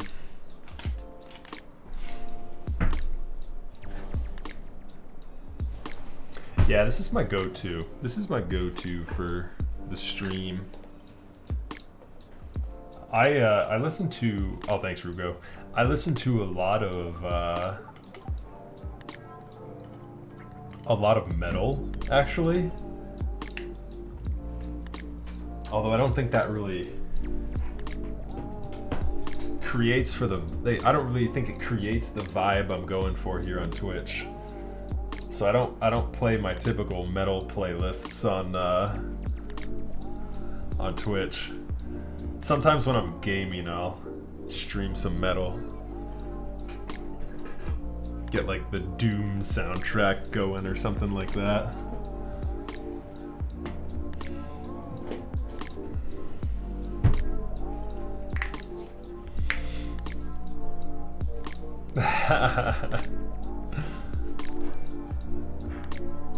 Hey, I didn't want to assume. I don't know what the pronunciation is on that one. Alright, chat. Hopefully, right as y'all are joining me, we don't lose my microphone or my webcam here.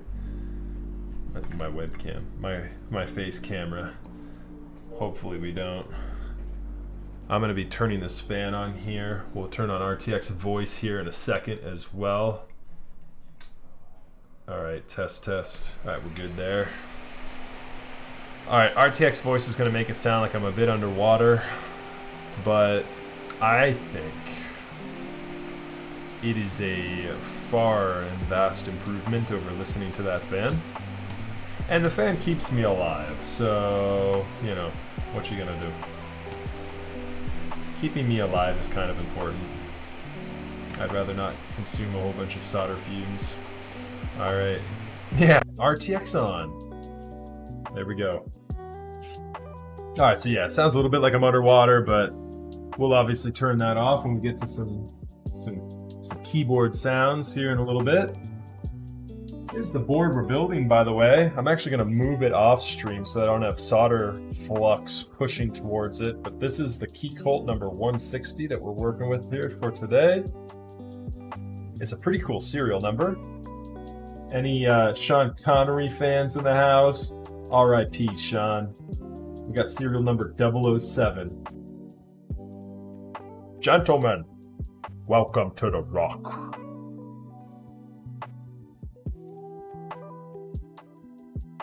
Dude's a legend. 2020 was a rough year, but Sean is a legend, dude. 90 years, that's a good run. That's a good run. I don't want to live past 90. I mean, I'll live to whenever I live. Who knows where medicine will take us at the time when I'm 90, but 90 years, in my opinion, that's a good run. And suck it, Trebek.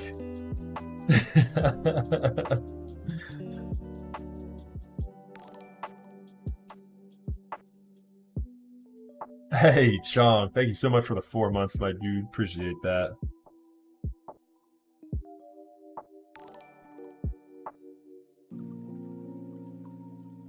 Tree leaf.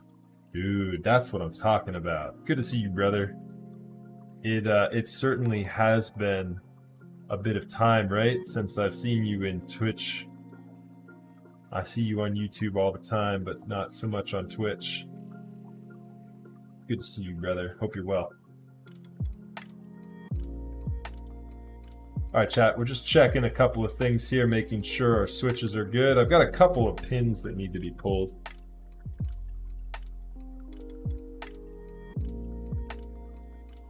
These two right here need to be fixed.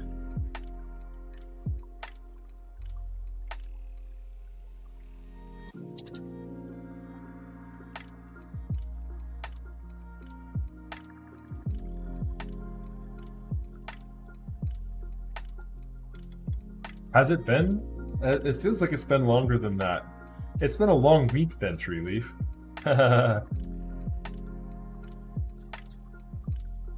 It's been a long week.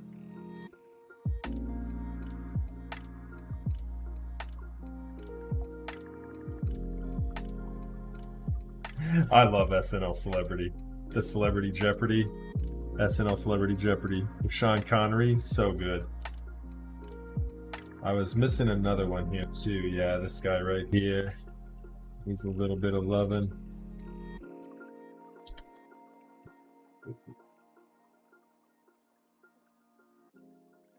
So chat, jump right on in. We like to keep things educational in here too. If you have any keyboard questions, by all means. If I've missed your question too, I know chat was rolling a little bit early there. I try to reply to everybody. I feel bad if I don't, but yeah, at me if I didn't reply to you. I will try and catch it on the flip side. What do I think will go good with the seaweed sat 75? Olive would go well. What was that other one? Terraria? Was that the other green one? That would be another good one. Terra. What did I say? Terraria?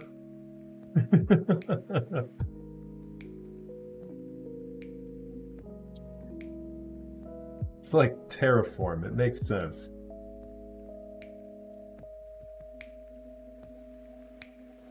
GMK camping. That would look good, yeah.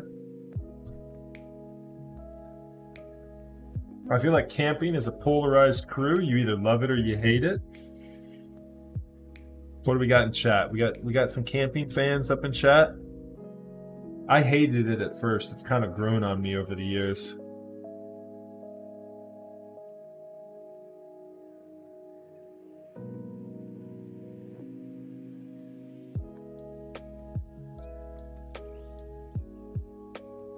So this is a teal, obviously, aluminum plate with the leaf spring mounting system that Keycult is kind of known for.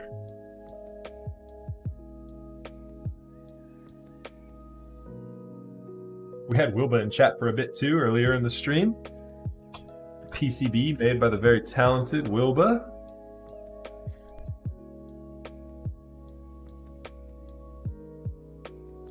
Okay, cool. All right, chat, we're ready to start soldering. You guys a little zoom action here on this one.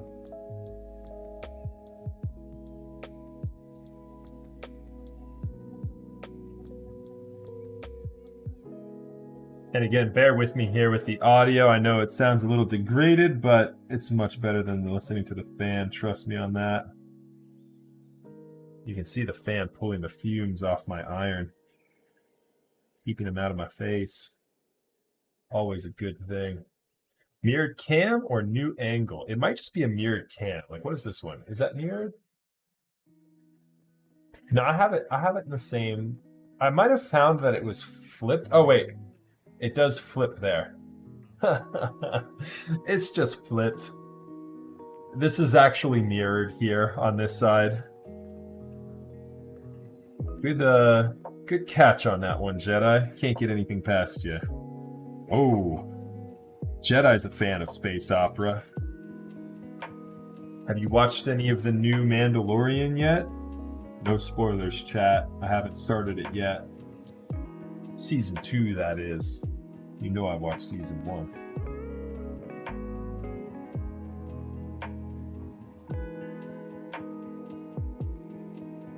I don't know. I like it in my face sometimes. Agent, are you talking about solder?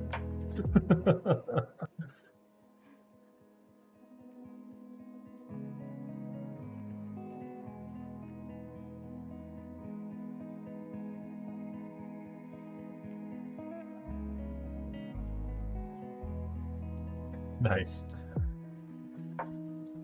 Well, I've inhaled so many solder fumes I can't keep up with your wittiness. So I'm one step ahead of you.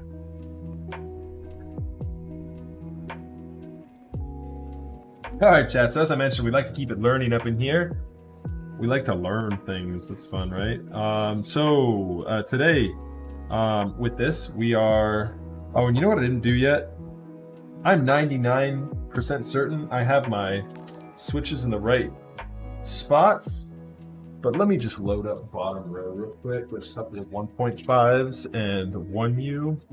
I just want to make sure before I do this whole thing that I've got these lined up properly. I didn't do that a minute ago. Yep. Again, these are not the keycaps we'll be using today. We'll actually put it to a vote. We'll let you guys decide what keycaps we want. You know what? I'm going to put a couple more of these on here too, because I want to make sure that these things go on straight when we actually get them on there.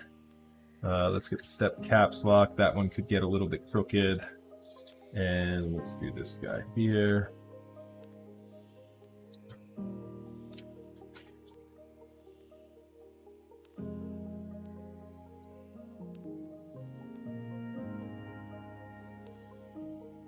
Right here.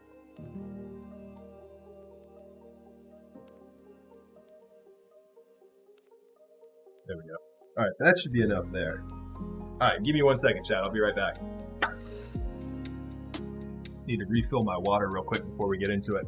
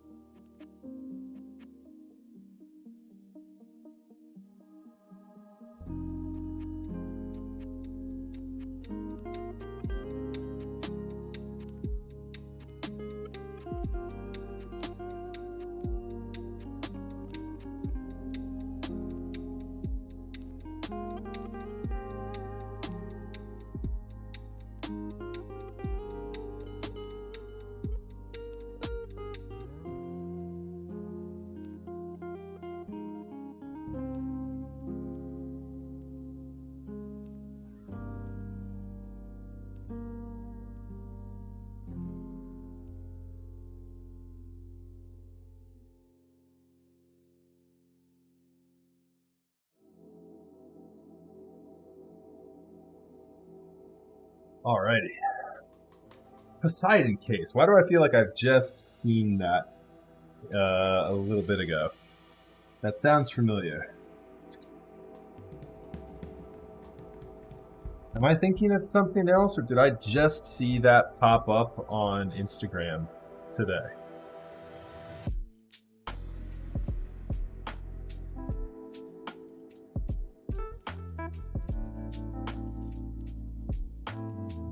So Jedi, I don't know if you were here a minute ago, but I actually had to swap out my Everglide with with one of the C3s. So mine was giving me difficulty on this build, my friend. So the Everglide is not installed on the spacebar. The spacebar is actually a C3, which remains a 100% success rate for me. The C3 stabilizers are quite nice. Definitely not a bad way to go. TX all the way, Agent Hubcap. I haven't tried the new TX thick films. I actually have a set of them on the way. So I will do probably some info on those here in the coming week. But yeah, definitely recommend TX for sure over desk key switch films, Agent Hubcap.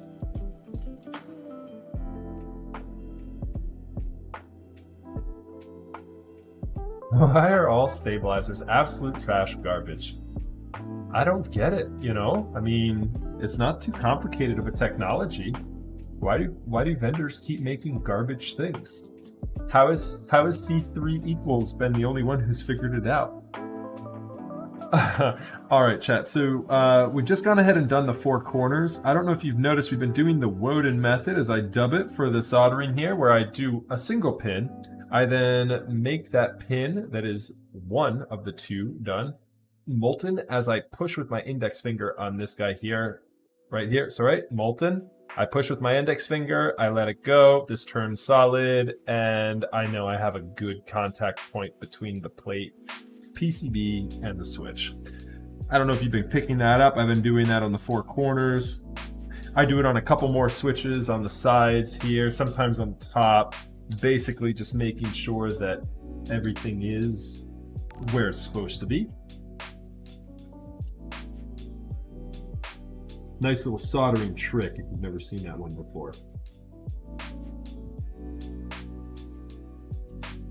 For switches like your split backspace and ones that don't have plate contacts on all 4 sides, I don't use that method on here. What I do is I push them through first, and I try and make sure they look lined up, right, like they do now.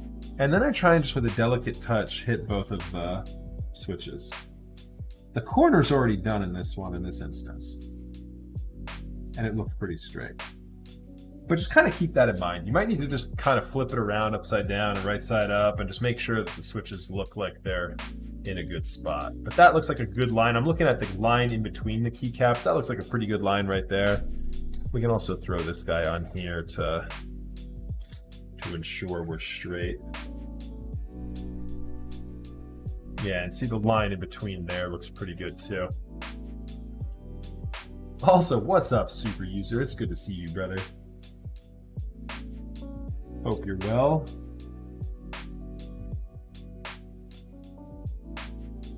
All right, chat. So hopefully my kids don't wake up. We're gonna cruise through this soldering. We're doing pretty good right now.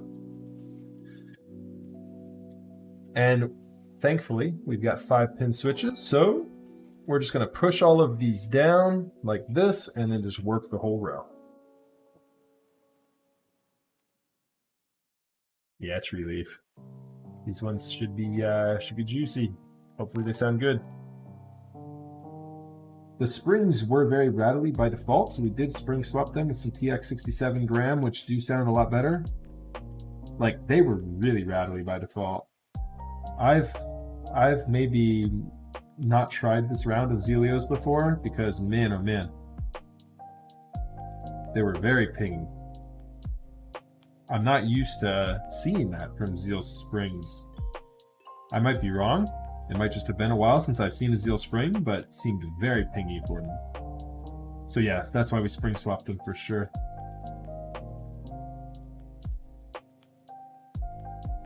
What's the Korean mod, Jedi? Is that where you sticker the PCB?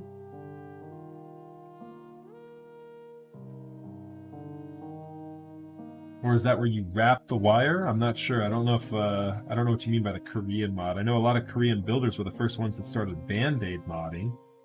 And that's why a bunch of Western builders started doing it without actually knowing what its purpose was. And they started Band-Aid modding a whole bunch of keyboards that didn't need it.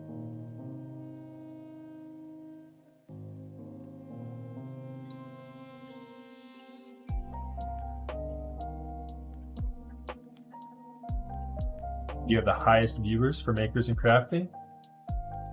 Yeah, we got a big raid from Alex. But yeah, makers and crafting isn't a category that's really been too huge. There's a couple of exceptions to that rule. People who've really sort of cultivated a pretty big following that pull in a large audience.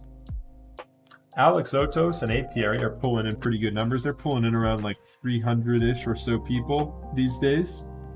Nathan Kim, of course, is a big one. He's pulling in around 1,000 to 1,500 people. There's a guy who does woodworking, who I've caught in stream every now and then. He pulls in around 900 people. So there are makers and crafters who do pull in pretty large numbers. Without raids, I'm generally averaging somewhere in like the 50 to 75 range. I'm budget white guy Nathan Kim. So, you know, clearly not as good as the original.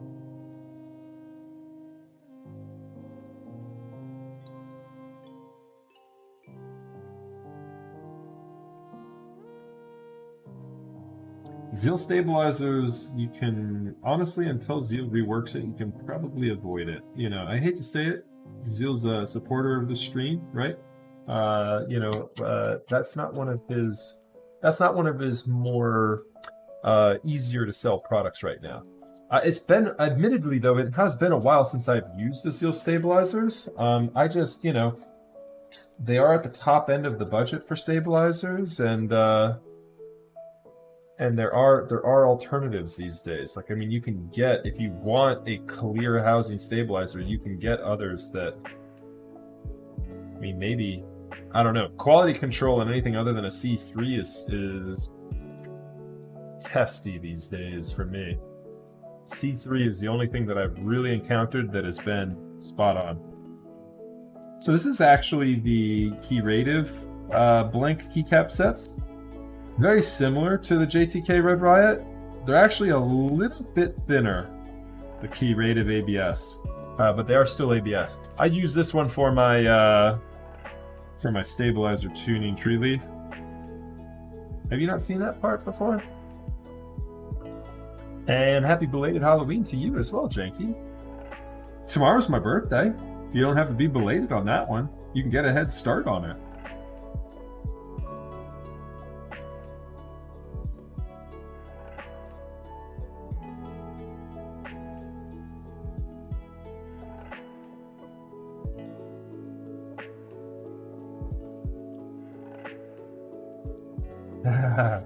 That's right.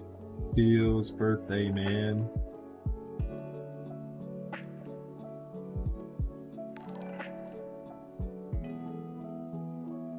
Thanks for the follow there, Loon. Appreciate that. Also, any followers that I didn't call out, thank you very much. I appreciate that. I know I don't call those all out individually these days. I apologize for that. Welcome, though, to everyone who's new to my channel. Appreciate y'all stopping by today.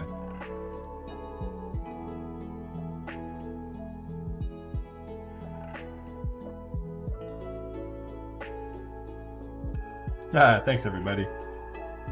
Thank you.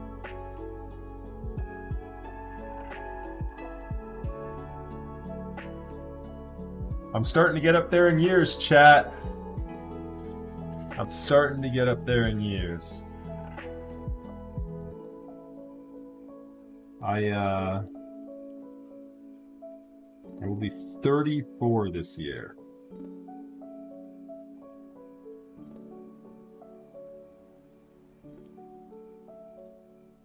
Many more. That's right, Alpha. Thank you. Thank you. Thank you.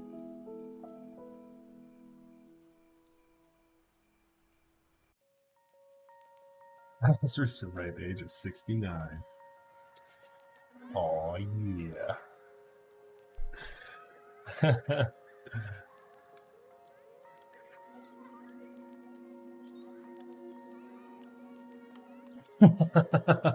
I do have these keyboards though.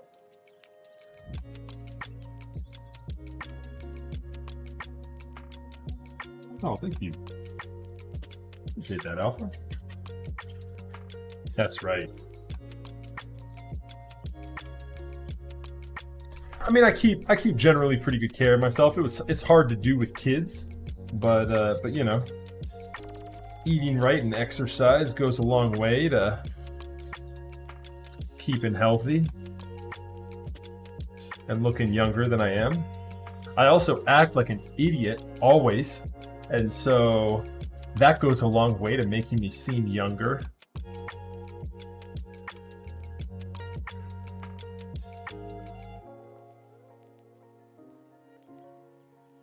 Kids will make you feel old, though, real quick.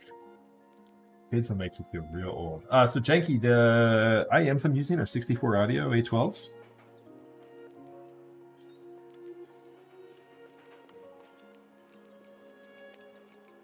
They're a set of customs that are way overkill, but they work quite nicely to cancel out background noise, i.e. kids running around in the background as I'm trying to edit.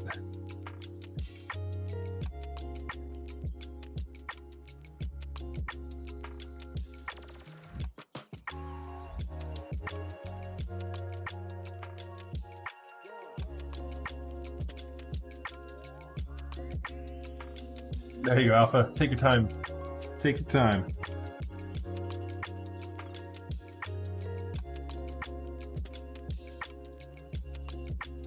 It's not a bad thing at all, Treeleaf. I'll take that. I certainly feel like the last year has weathered me a bit more than others.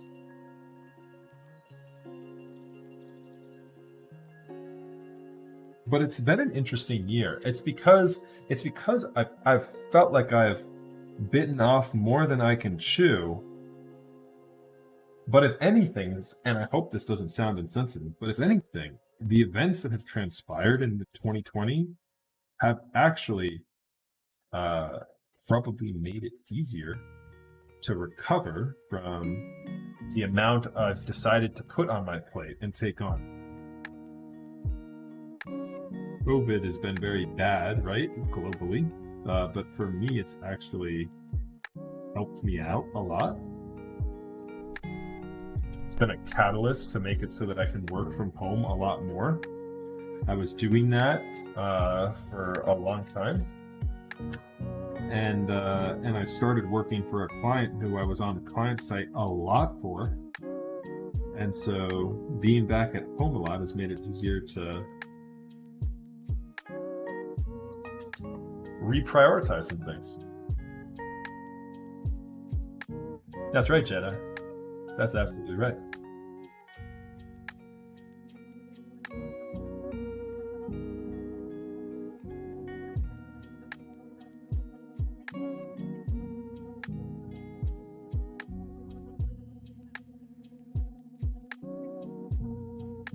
Oh yeah, working from home is so nice. When I live in an area that's riddled with terrible commutes, and so my commute being from my bedroom to my office is quite nice when I'm at home.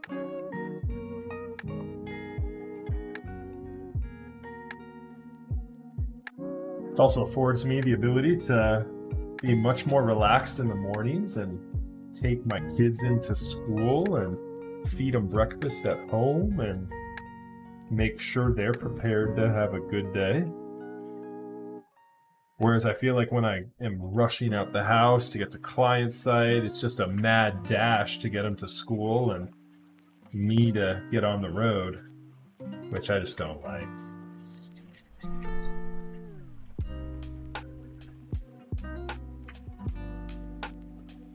Oh yeah.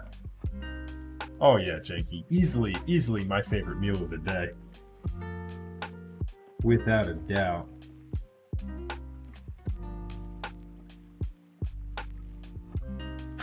Ron Swanson said it best. Why can't we just eat breakfast for every meal? I mean, come on. Come on.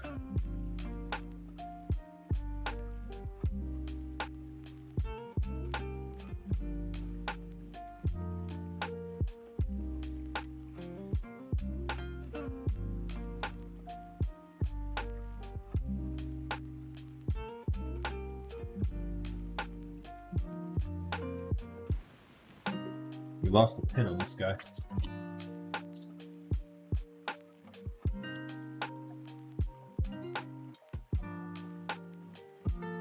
Pull her away.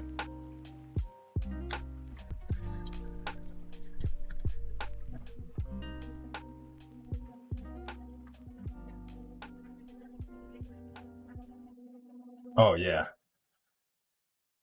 I like it when we roll back and gain an hour. Daylight savings time is the funniest thing on the face of the planet. There's a quote. It's from an Indian chief. And it's only in Western culture do you think you can gain more tapestry by removing a foot off of the right side and stapling it onto the left side.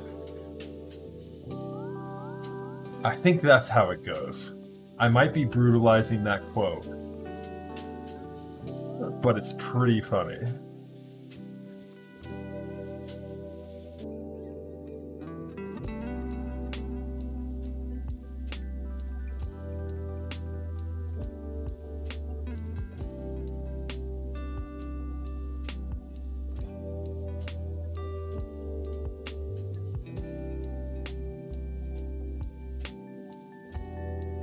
What's the state that doesn't do it? Is it Arizona?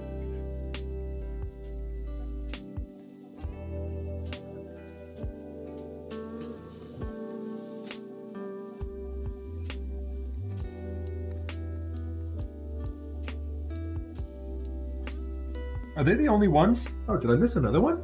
I'm sorry, chat. I missed another one. Did I? Yeah, I did.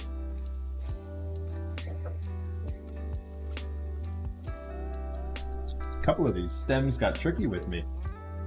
Made it so I couldn't see them.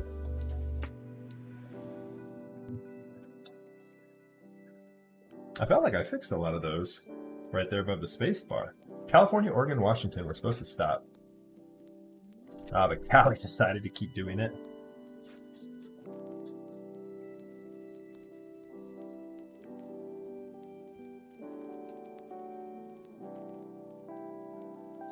So Saskatchewan, that's just south of Canada, or do they share? Does that share a border with Canada? Because isn't Mark McMorris from Saskatchewan, Canada? I didn't know there was a Saskatchewan in the United States.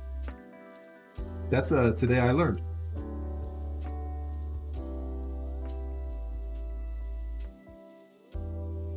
That could also just be yeah, okay. So there's something in turn that I learned. I didn't know Canada did daylight savings time at all. I thought they just kind of did their own thing.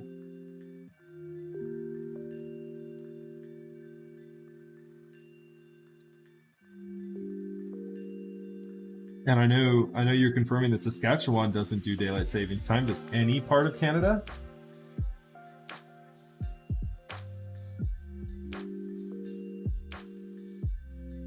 Everyone in Canada except the Yukon and Saskatchewan. There you go. How about that? I wonder, similar to Arizona, does Saskatchewan and the Yukon have a pretty heavy Native American presence? Because I wonder if that has anything to do with Arizona not doing daylight savings time.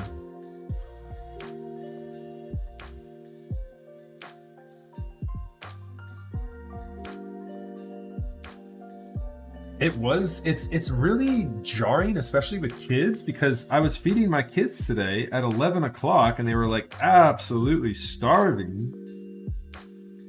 And it's because it was 12 o'clock, lunchtime, you know? And yeah, so I mean, daylight savings time, you know, it's nice gaining that extra hour in the morning, but you know, and feeling like you can sleep in a little bit, but yeah, I mean, with kids, daylight savings time just messes you up in a big way. Sure, I got you. No, I'm not. I'm not from Wisconsin. I'm on the East Coast. I'm just outside of Washington, D.C. And I've been in this area my whole life. I'm a native to the D.C. area. I grew up in Northern Virginia.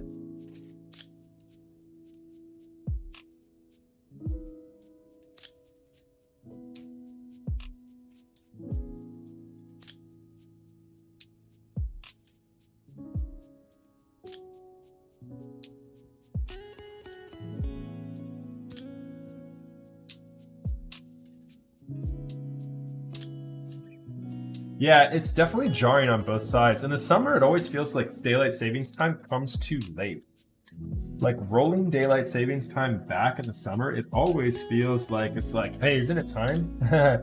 And then as soon as it happens, it's jarring because then you're like, you know, you go from like just getting a little bit of sun in the evenings to like, it's sunlight. You got lots of it now. Holy perfect joints. Perfect.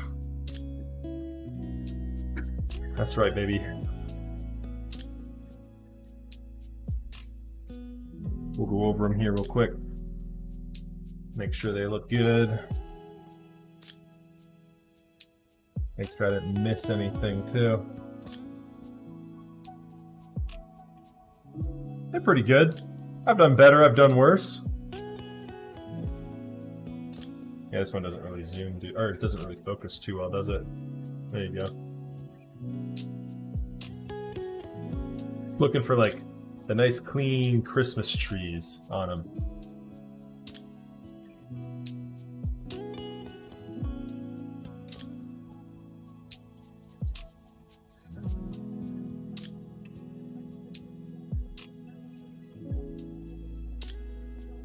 A16.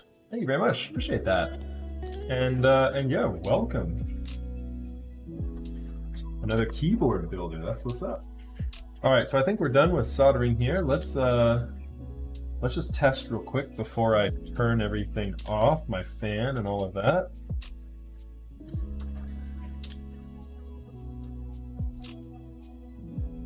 Plug our daughter board in here real quick.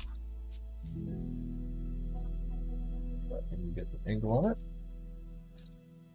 All right, and we're going to cruise here with putting this thing together. Hopefully we have no issues here. I really want to get it to the point where we can do a quick typing sounds test on this and get everything cleared off. Okay, good. I already mapped it for split backspace earlier in the stream, so we're good there.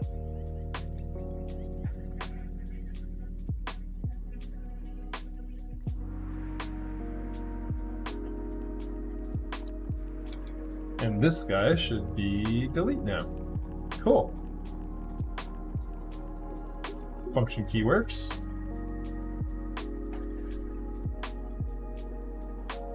The mouse is actually listed there, A16, in the right side. So if you look at my top-down camera, if you go right there on my Twitch screen, there's an overlay that will have all of my pieces of equipment listed.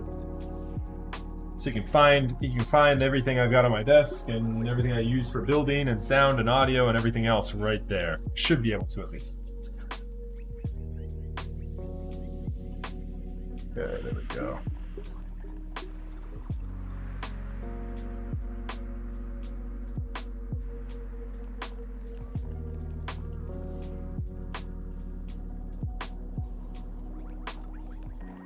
All right, hopefully I don't lose my mic. If I do, I will be back with the mic in 2 minutes. Test, test, 1, 2. Okay, awesome. We did not lose my mic. We did just run my fan into my monitor, though. That's brilliant. Happy that happened. Doesn't look like we're scuffed. Okay. All right, let's turn RTX voice off. Get this nasty underwater sound out of there. There we go. That's much better. What's up, Bree? I use a flat tip actually. I use the I use the D25. Yeah, I use the D25 tip on my TS80. I use the TS80P on there. All right, so all the switches look straight. We're good there. We can go ahead and remove these guys and pack this all up. Let's get a quick cleanup of the desk and get us ready, Raz or Yeffy. Let's put up a poll. So we've got here's our keyboard tonight. It is white and teal. I'm gonna put it right here. Chat, help us decide what keycap set we're going to dress on this. I feel inclined myself personally to use Analog Dreams because I shortchanged the people who voted for Analog Dreams on the Mali build because I didn't have a numpad. So, Analog Dreams I think would look good on this as well. But yeah, let's get a poll up, Raz. Let's do Analog Dreams. We can do Oblivion. We can do some beige if you guys want beige. We can do white on black. We can do what else would look good? Hyperfuse would look probably pretty good with this. The GMK Triumph Adler Royal would look good. And then what else do we have that would look good?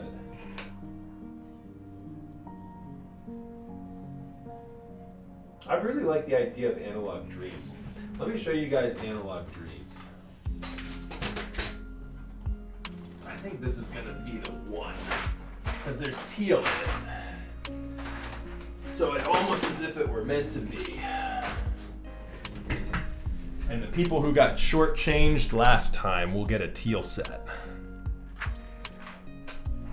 But yeah, put a poll up with a couple of selections there. Let's do like, just put in beige. We can decide between either like a CRP or a OG set or like the KA 1953, you know, that kind of deal. And then put in Analog Dreams, and Oblivion would look good on this too. So put Oblivion in there, Raz. Even though we did just do that. We did just do Oblivion on the Mali. This one was supposed to get Analog Dreams, but we put it on Oblivion because I didn't have a numpad set for Analog Dreams. So we could do Oblivion again, or we could mix it up. We've got Burgundy too, but Burgundy's not gonna look good on this case, I don't think. Please don't put Burgundy on there.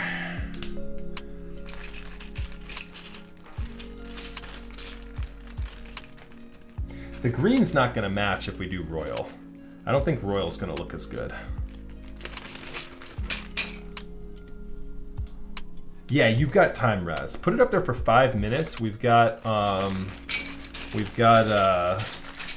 little bit of time here because I need to get this thing mounted. We're gonna cruise through this here. We're cleaning up the desk, chat. We're getting there. We're getting there. Get rid of this, get rid of this, get rid of this. I might need that still. Okay.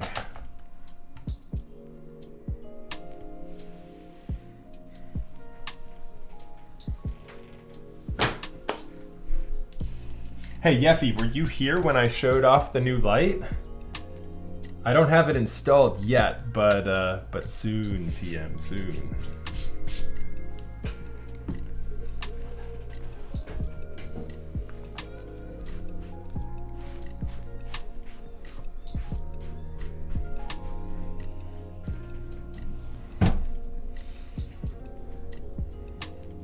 Nice. Oh, it's November. So the points officially matter this month, chat. The winner of the points leaderboard monthly. I need to change this so the points will do monthly. No, so we're doing it for the month of November, Yeffy. The winner for the month of November gets a free build service.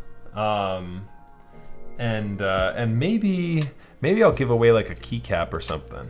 I haven't decided yet. But I'll do something for the points. The points leaderboard will get something.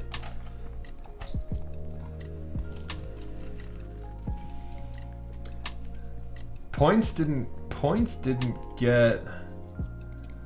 reset. You just lost everything, Yeffy, remember? You gambled everything away at the end of the month of October, but you just need to look at it, sort it monthly. All right, and I really can't get distracted because my kids are a ticking time bomb. They're going to wake up any minute, and we want to get this thing done. Oh, so I can just reset them all. There's a command I can reset them. I can reset everything. You can go full degen mode and gamble everything. You will have an opportunity to win something if you're at the top of the leaderboard, though. So if you watch regularly and gamble responsibly, you have a better chance probably. Or you could just do gamble all like I do. Yeffy, your editor, I think you can do it. It's like exclamation point points reset or something like that, if I'm remembering correctly. There's a way to do it. I don't know if you need to have the Streamlabs. Nah, it's all one word, Yeffy, because you just did the points command.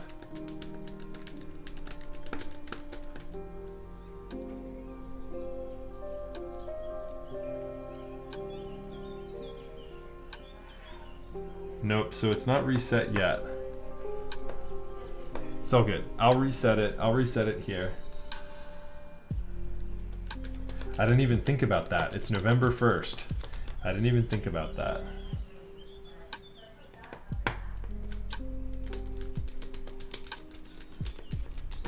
A lot of people losing right now.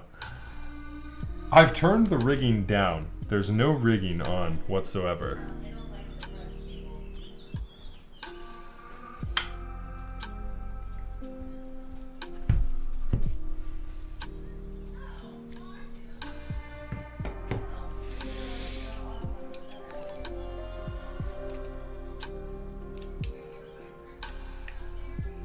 Thanks so much for the Twitch Prime there, Marksy. I appreciate that.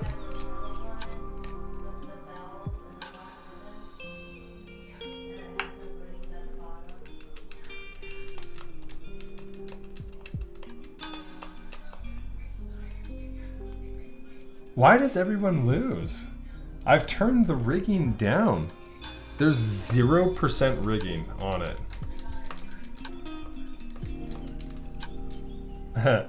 All right, chat, don't riot. I promise. We'll figure it out. We'll figure it out.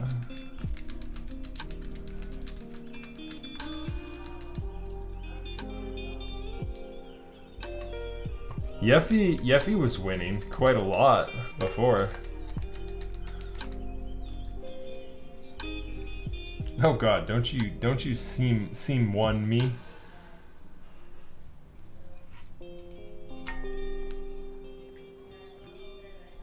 Okay.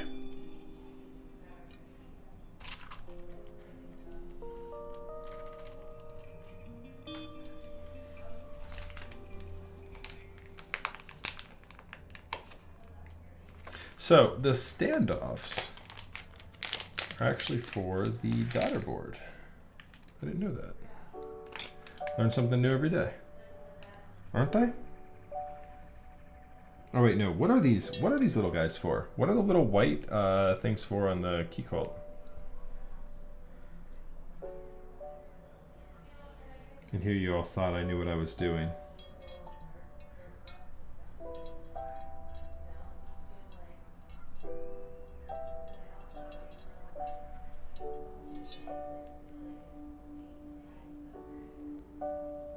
That nice ding? Was there a ding somewhere?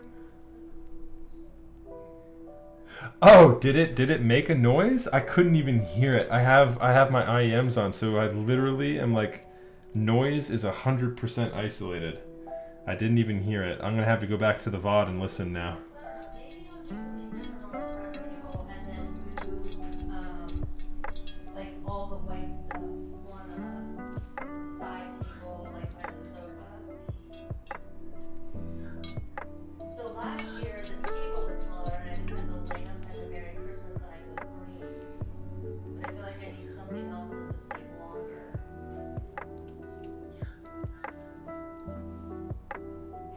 Oh, Raz, you did a straw poll?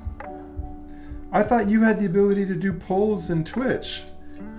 You can do it in Twitch. You should be able to do it, Raz. My bad, dude. You needed to just let me know. I didn't know you didn't have moderator abilities to do that.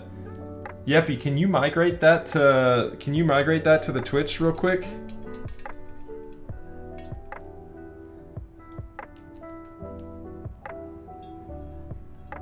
Oh, okay. Hold on. So what does the straw poll say? Oh yeah, a lot more options. It's not Triumph Adler. It's Triumph. Oh yeah, I guess it is. It's a Triumph Adler Royal set. So I guess Triumph Adler, I think of the blue one inherently, but no, that is also correct. That is also correct.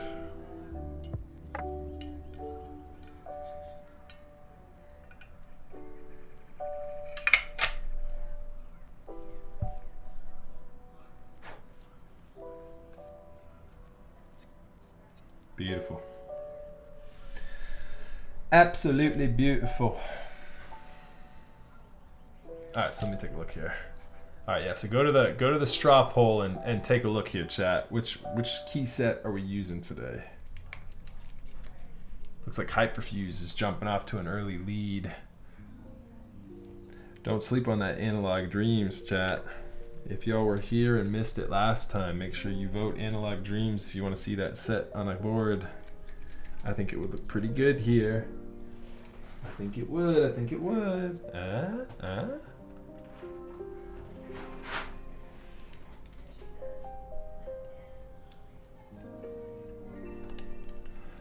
All right, so we'll close the straw poll. So it started 2 minutes ago. So we'll close the straw poll at 307, 308, somewhere in that range.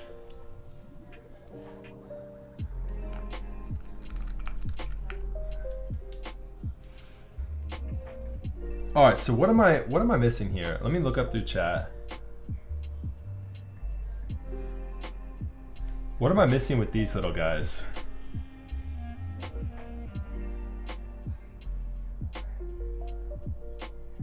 What am I missing here, chat?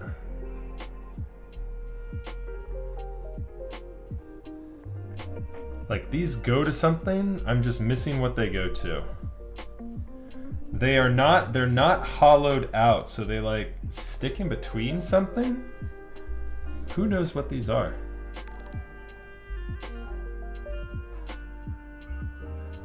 They go in the little holes? Oh, yes they do. Yes, they certainly do. They go right in here.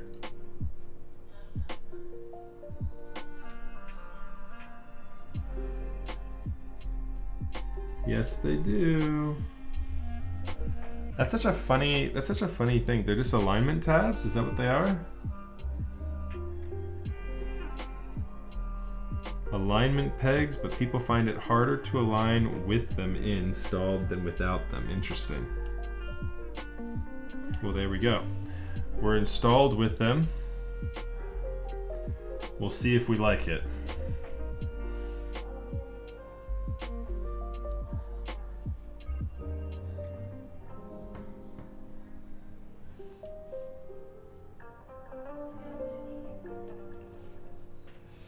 We'll also see if I can get my cable. Come on, JST connector, get in there. This is a client build, Sandy. Sandy Simp Motel.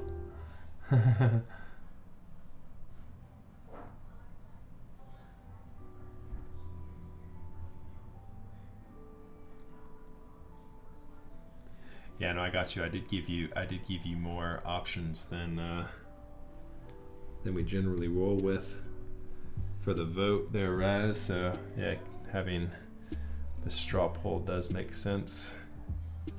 Do you have the ability to do that normally though? Do you have the ability to Oh, so you know what it does? It allows me to align the plate in here with having some semblance of an idea where we'll end up, since we basically sandwich between these gaskets. Now, yeah, the aforementioned difficulty to line up might be a thing, because These leaf springs might be pushing it. It might be a little bit warped. Probably not too much, but we'll see. Like, do you hear how are they popping? Not really. Not really.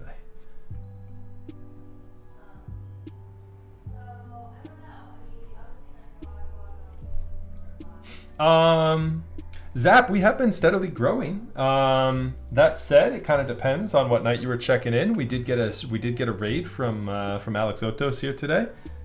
We have been generally in and around the, I want to say, the 50 to 75 marker in terms of attendance in stream. So it could have just been a low key night too. Things have definitely gotten better since we started doing Monday instead of Tuesday. Tuesday just had so much competition. So we dropped Tuesday as a night we stream, and now we do Monday. I think we're gonna do like Monday, Wednesday, and like a weekend a day until like it start to get caught back up with things. Okay. All right. Yep. So as with all key cults, as I remember, there's quite a gap until you actually start to screw things in here, and then you're able to just kind of push the halves together, and it really gets a good isolation in between the plate and PCB. So normally, chat, what I will do is I'll put some keycaps on before we do this part so that I can tell where the plate is sitting, because the tolerance is really tight on this 60. But with the alignment tab in there, it kind of makes it so that we're a little bit assured with our location of the plate. So I kind of want to test that. Since I've got the alignment tabs on there, that should have my plate in the proper spot so that the switch tolerances make it so that the keycaps are in just the perfect position.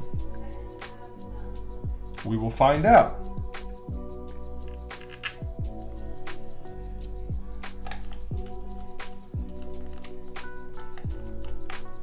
Yeah, it's a pretty case though, right? This is definitely a pretty one. Keycult are pretty well known for putting together a pretty beautiful board.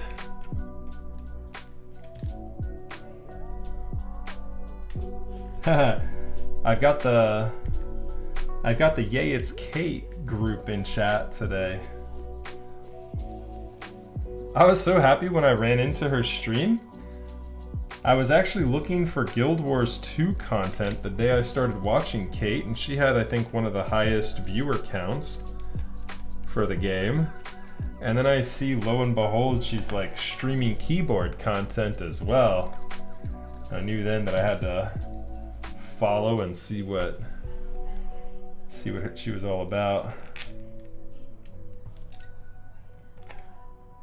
It's not every day you run into an American who's out in Tokyo as well.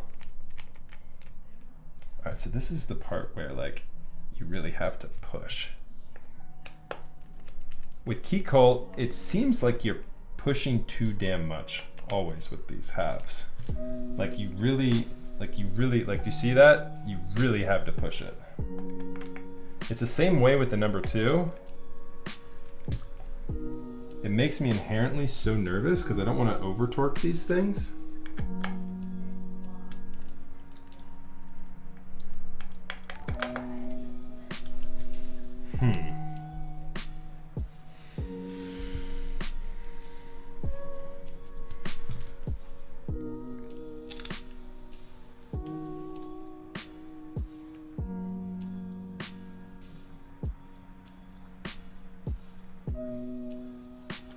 So Jax, do you think the pins are a problem? Do you think the pins are actually pushing it apart? Are we having to fight too much on this guy?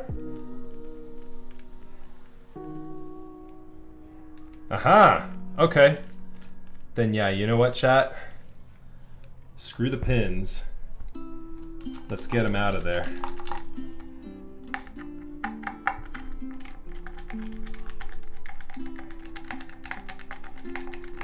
Okay, yeah, good to know, Jax. Thanks, man. And also, what's up, brother? Good to see you, Jax. I forgot to do the normal shout out.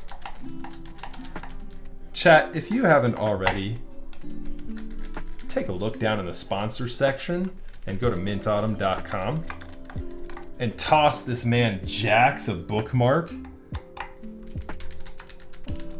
and join up his Discord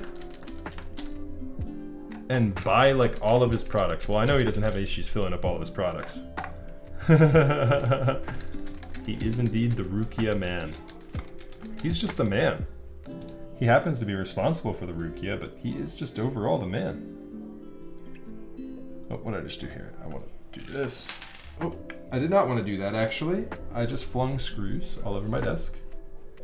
Luckily, they don't appear to have made it too far. Are there any others that are about to fly out? No. Okay, let's get rid of those pins here.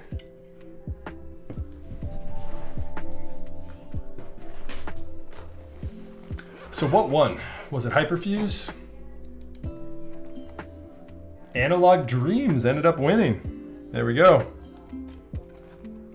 All right, so we're putting Analog Dreams on the keycap set here, chat.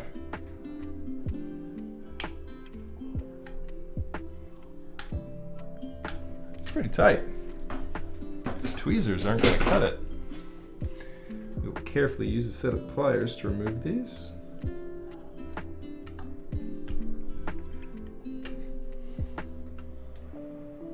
It especially felt tight in this area here.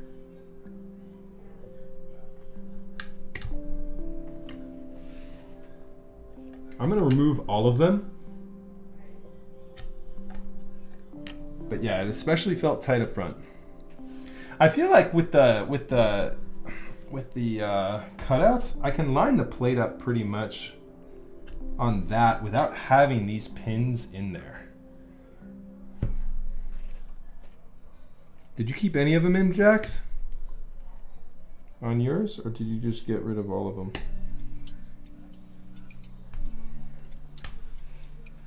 Okay. All right, so yeah, normally you would want to put a little bit of keycaps on here to make sure everything's lined up, but what we're gonna do is we're just gonna line these cutouts up as perfectly as we can, and we're gonna drop this plate on top, and we're gonna hope that we got the top. You know what, we're not gonna hope. We're just gonna get this right. Do it the proper way, Max. Do it the proper way. All right, let's go with the pink accents.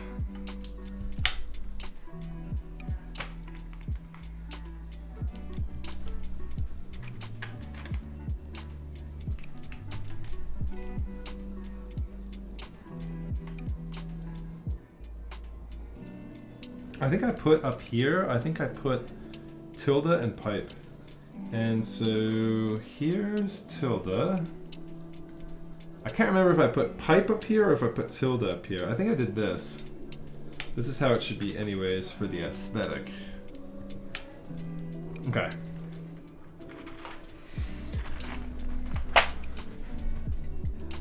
All right, and now that everything is there, we can make sure that our plate is in the perfect spot. That looks pretty good to me. Don't move anywhere, plate.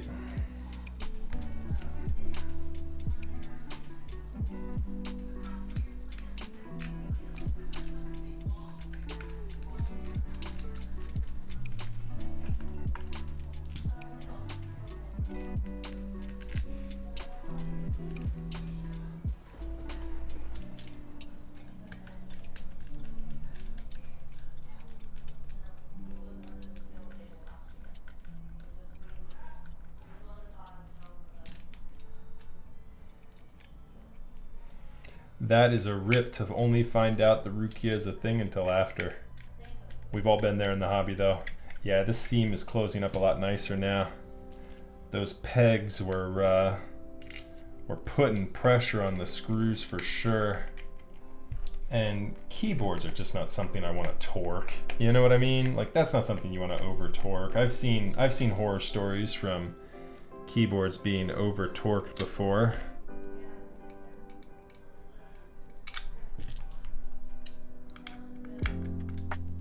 Not something you want to mess with.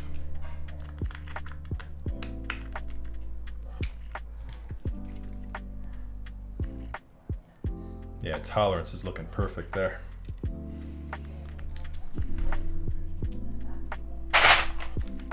Uh-oh. I'm glad I didn't just take out all my keycaps. I did a number on the tray, but we're all good.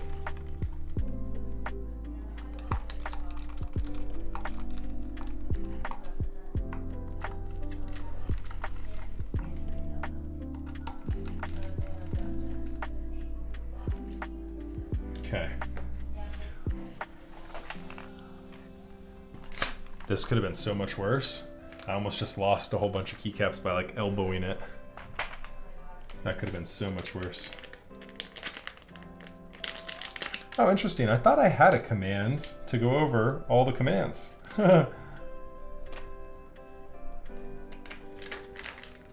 Oh, I do. I do have a, and it linked it, and I just didn't read the next line.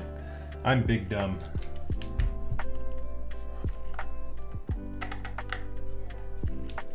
Okay, let me torque these down. And chat, when I say torque, I do mean very gently. Like, I just want to emphasize that. You don't want to over torque screws on a keyboard, but you want to make it, wait, the Keycult always makes it feel like you have to do it a bit more than you normally would. Because you see how there's like a little bit of seam right here? It's going to look like this when it's done. We just have to torque the screws until we get there. The gasket mount makes it so that you have to push a little bit, which feels awkward. I'm not used to, like, you know, pushing on a keyboard. It always feels awkward when I have to push to torque something down.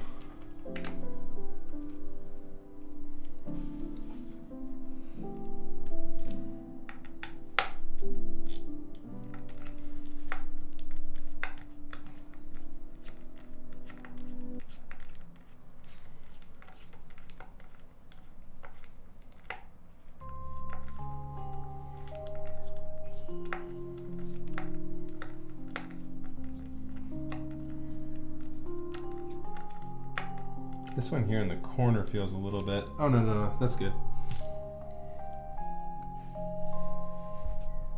It's a good seam.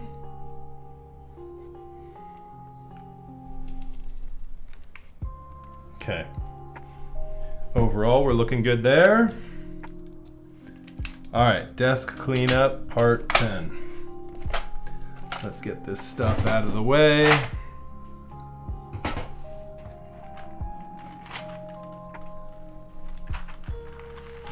Analog Dreams was the winner of the poll. We are going to be dressing it up in Analog Dreams here today.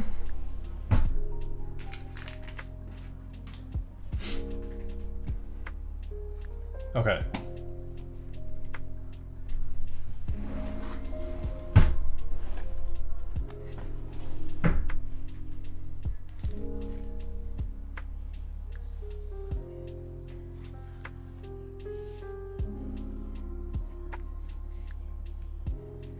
Looking good. Yeffy, this one's right up your alley, isn't it?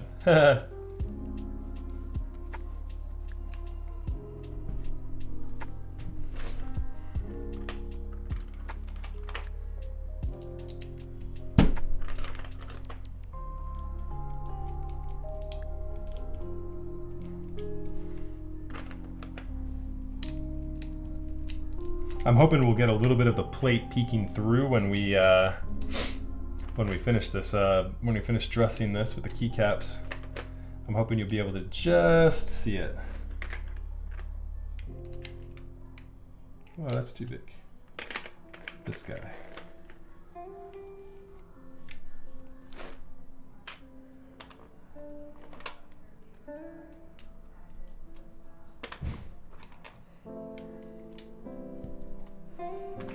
is a pretty set.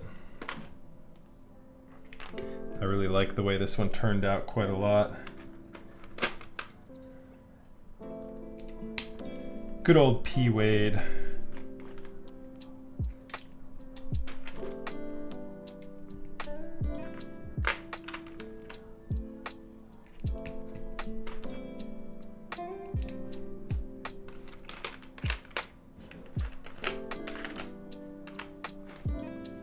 Okay. I need a function.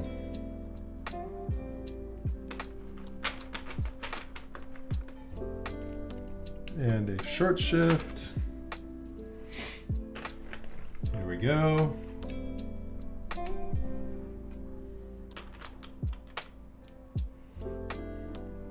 Haha. Yeah, Alpha, we've maintained a pretty good presence here from the Alex Otos raid from earlier. Thanks for hanging out if you guys are newer to chat. Appreciate y'all. I'd say it's worthwhile to say that if you haven't caught on already, keyboard content is what we do here, and generally about 2 to 3 times a week. So you can depend on me streaming on Monday, and should we do Monday and Wednesday or Monday and Thursday? I've been doing Monday, I did Monday and Wednesday this past week, and that felt pretty good. I think Monday, Wednesday, and then either Friday or weekend. Either Friday, Saturday, or Sunday. Might rotate that third day just because the weekend can kind of be a little tricky. But yeah, so if you guys are enjoying the chill vibes today, toss me a follow. We basically maintain this atmosphere every stream. And we've got some exciting builds coming up too. My personal ogre just arrived just this week. I can do a little unboxing on that if the kids are still asleep by the time we get to finishing up some typing sounds. I can show the 910 again. Let's go ahead and get to the typing sounds for this build though, before we start doing a little show and share. So there it is. There is your build of the day. The Keycult number 160 in white and teal. Dressed up with analog dreams. You can see just a little bit of that teal plate peeking through on that, in between those keycaps. So here it is, everybody. Say hi to YouTube.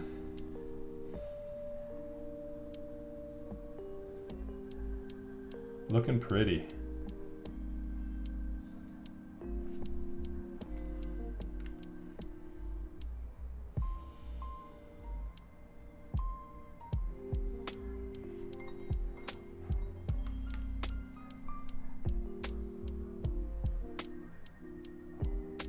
I love that little guy right there.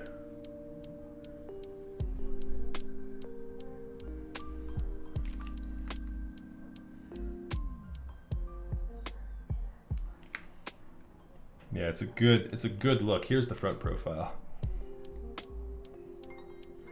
No gap there in that space bar.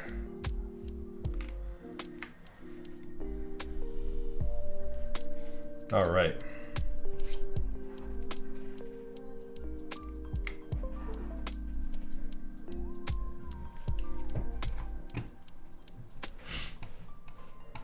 Back profile again?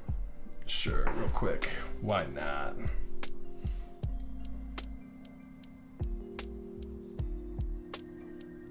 Hello.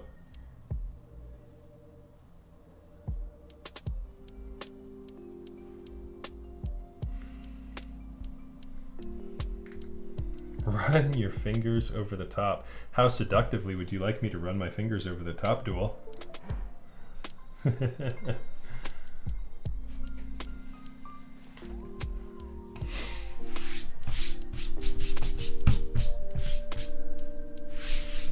Okay, let's go ahead and get some monkey type up in here. All right, we're gonna do a time, 30 seconds. Boom, boom, boom. On the wrong screen there for a second. There we go. All right, music off. Boom. All right, let's turn music off for me too.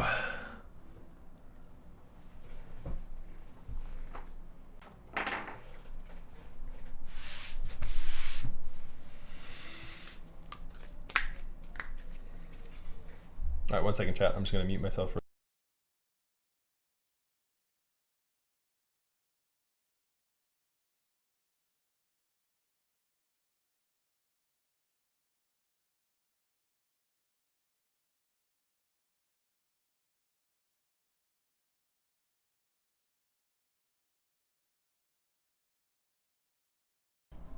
Okay, you should be able to hear us again now.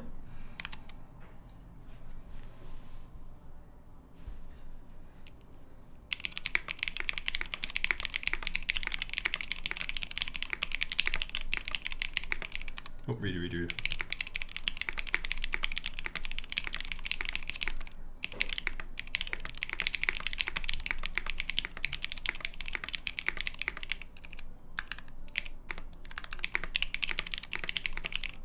Oh, redo.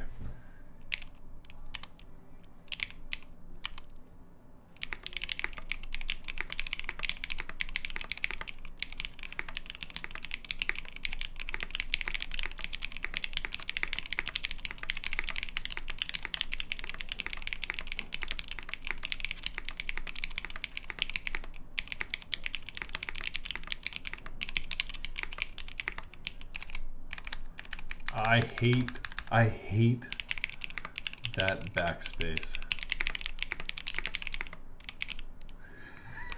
I hate the backspace. I just can't make any mistakes.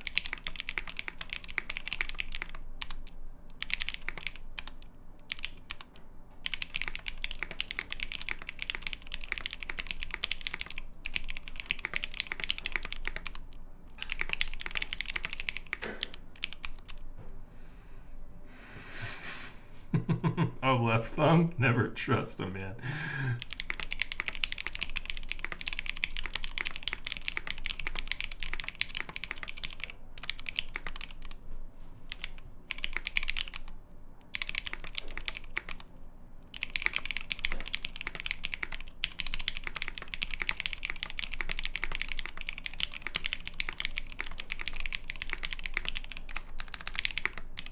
Oh, come on.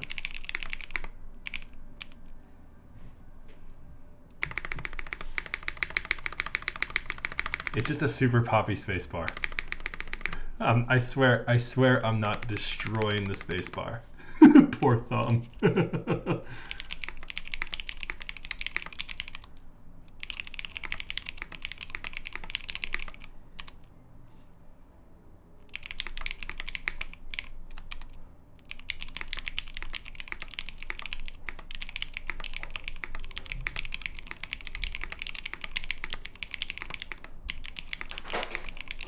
Sounds like somebody just woke up.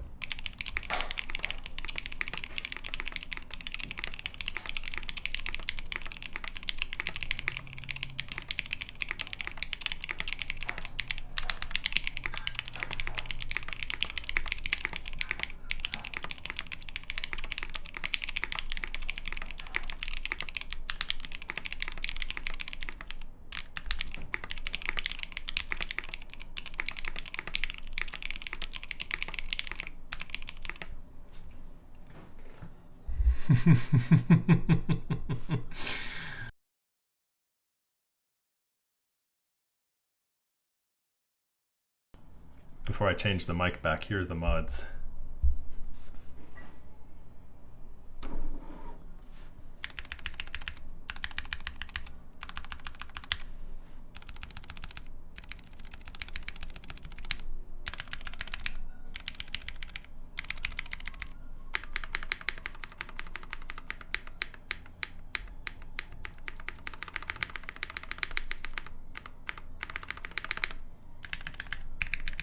Complete apples to oranges with the 910. 910 is Vint Blacks.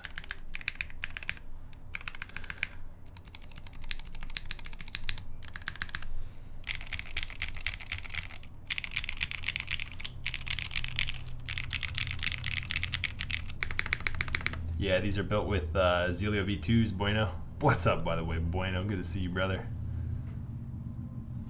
All right, hold on one second, chat. I'm just gonna switch my mic back around.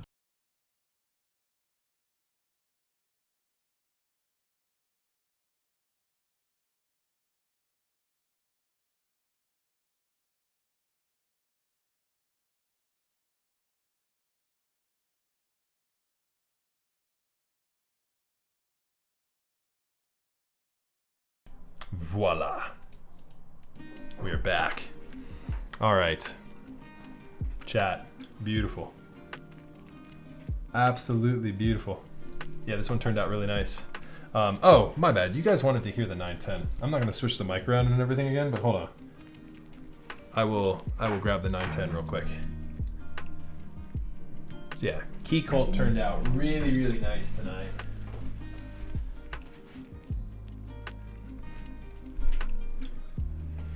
So this one honestly could use a little bit of loving on some of the stabilized keys.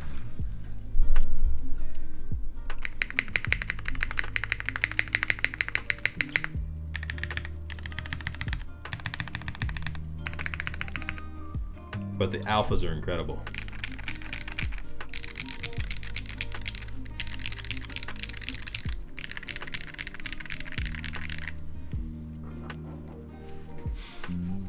Yeah. That one sounds pretty good. You know what I really like the sounds of a lot right now? This one's got a really nice pop to it. We just did this one last week. This one sounds really nice.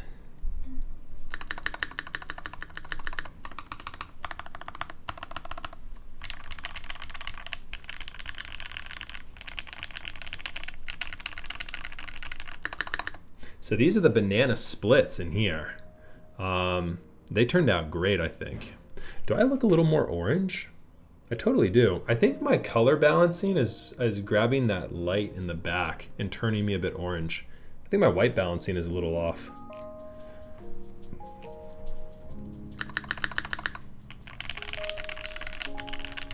Yeah, this is the Molly we built with banana splits. And here's the, I'll show you guys, this is my daily driver. So you guys were asking what keyboard I'm using most regularly. This is what I'm using right now.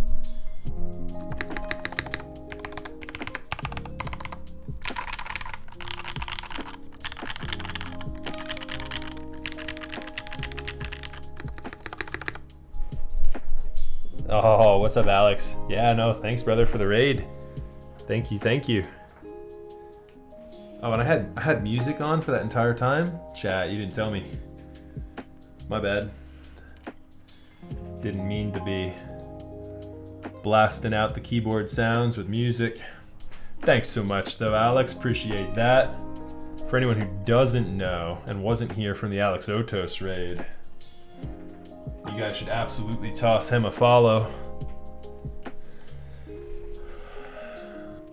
Alex, I was talking a minute ago to chat.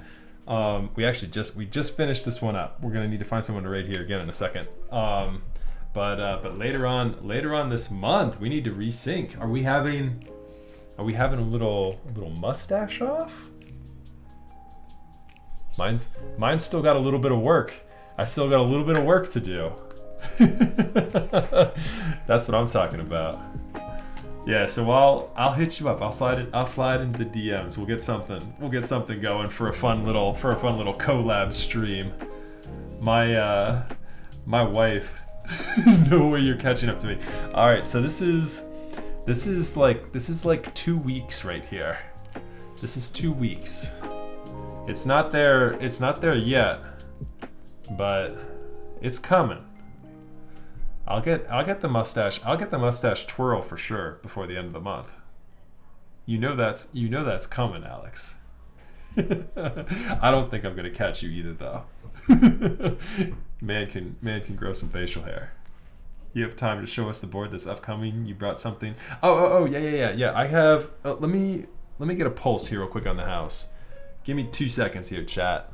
Let's grab a quick hydration break, and I'll either come back with the 2-year-old and she can say hi before we raid somebody, or I'll show you guys the ogre real quick.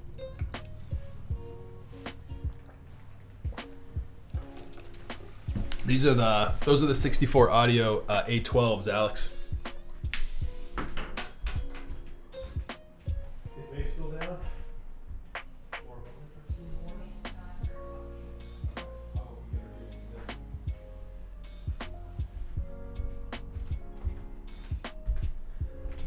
All right, so 2-year-old is awake, but she's happy for a moment. So, with her happy, I will not DDoS myself by showing my address, but I will do a quick little unboxing. I've got too much stuff on my desk right now. So Alex, I actually reached out to 64 Audio, and they hooked me up with a pretty nice discount on these IEMs. You know, I told them I was a fairly low-key streamer, but streaming nonetheless. And they were really amenable to working with me, and you know, kind of put it a bit more into my price point. And also the audiologist, which I always thought was going to be super expensive, turned out to only be a $20 ordeal for me. So going custom was really easy. So here is the ZechWorks Ogre. So this is the little card you get. It looks like with a I guess it's a QC code. I haven't gone to this yet. I wonder if this is like an authentication. Like, I guess if you start to run into issues with people faking them, then you have a ZechWorks sticker and some bump-ons in here. Steals and deals.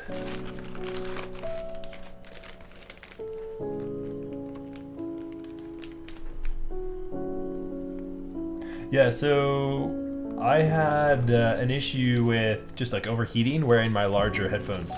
And so having the IEMs also helps too with isolation. All right, so this is a Heine. This is a Heine 60H60 with a daughter board compatibility. So it's got the little JST connector here. I have 2 of these for 2 builds, total of 2 builds. So we've got the first build. I haven't decided which one I'm gonna do first. I've got the polycarbonate half plate, which I'm thinking I'm gonna use the Garys on. The Gateron yellows with a cherry top. And then I have this beautiful red. Honestly, one of the nicest looking reds I've seen. Hopefully that shows up okay, because my white balancing seems like it's a bit off. My skin tone is a bit orange right now. I think my white balancing changed.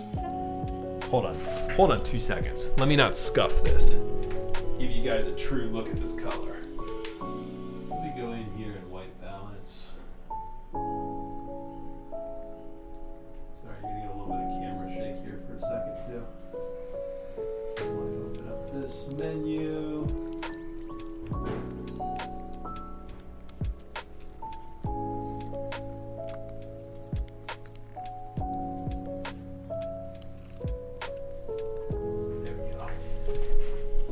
That should be better. Bring my mic back. Yeah, now my skin tone looks a little bit more true to life. And here's the red. Yeah, it's like this deep, beautiful, like blood red almost. Whoop, didn't mean to do the close up, or did I? There we go. Yeah, the red is super nice looking. Let's go ahead and get that wrapped back up.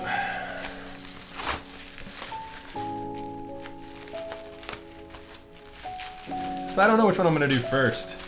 The aluminum I might do just like some Vint Blacks on, and then the polycarbonate I might do the Garys on. And then the case itself. Patience, Alpha, we're getting there.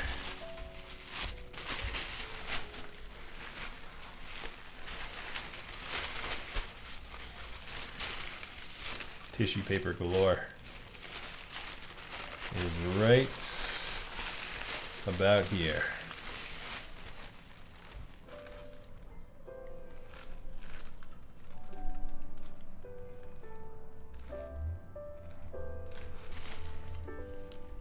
So it's a gasket mount 60 with a seamless design.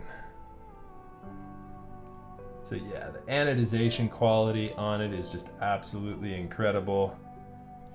It looks really, really nice. Go full screen with me, chat. Autofocus is having difficulty being that close with just the little edge I'm giving it. Here we go. Autofocus should be able to pick up on the little guy. Go gadget autofocus.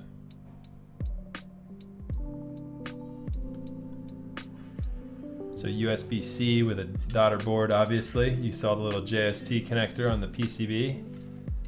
And then here's the reverse. Pretty light, nice looking, you know, seamless design. Simple. And so going that simplistic route, I fully expect it to sound incredible. And I have no reason to doubt it wouldn't, because my experience with Zekin to date, I've built up 2 Sulgis, and both of which have been absolutely immaculate. The Sulgi was really, really nice. I tried Zek's prototype of the Sulgi in New York as well when I was at KeyCon. Yeah, the dude knows how to make a keyboard sound good, so we are very much so looking forward to that one. And then this is the Ogre. This is the Ogre keyboard. And then the other keyboard that we will be picking up tomorrow is the Little Z. We've shown that one off before. The Little Z is actually the heaviest 60% keyboard on the market. Oh, I forgot to put the gasket back in there. It's all good. We're fine. I'll just put it right up in the top of the box. The Little Z for a 60% keyboard is weighing in at 7 pounds with no weight. There is no external weight added. Now, you might say, no weight, but it's 7 pounds. It is entirely PVD stainless steel with a 5mm PVD steel plate. It has got as few cutouts as it possibly can have, and I cannot wait to get this thing. Zach already hand carved my engrave in it. Zach was the creator of the board. Well, Bizarrami ran the manufacturing for us, so Bizarrami has number 2 in the buy. Zach has number 1, and I've got number 3. So number 3, I think there's 10 units total that were ran. So I'm super stoked on seeing that one too. So that'll be in next week too. We might be able to show that thing off Monday night. All right, chat. Let's find somebody to raid. Let's see who is online. Who have we got? And thank you so much, chat, for hanging out with us. Thank you so much again to Alex for the raid earlier today. Let's go with Top Clack. Oh wait, I am me, you are you is streaming a macro pad, and Top Clack. Oh, Jay's building. All right, let's raid Jay. Yeah, we'll raid Jay. It's been, I don't know if I've raided Top Clack in a while. Okay. Yeah, let's raid Top Clack. Don't go anywhere, guys. For fans of keyboard content, we've got more coming your way. Jump on into chat here and hit Jay up with a whole bunch of Max F stare emotes. Let's go. And thank you so much for joining us here today. Hit us up on Discord if you've got any questions or maybe want to just join in the community, join in the fun. We will be live. You'll also get notifications on when we go live. You'll be live on 9 p.m. Eastern, Monday night. So hang out. And yeah, I'll see you guys next time. Enjoy Jay's stream. Thank you so much for tuning in with us today. Thank you to Alex again, and we'll see you all next time. Peace, everybody. Raid now and go offline.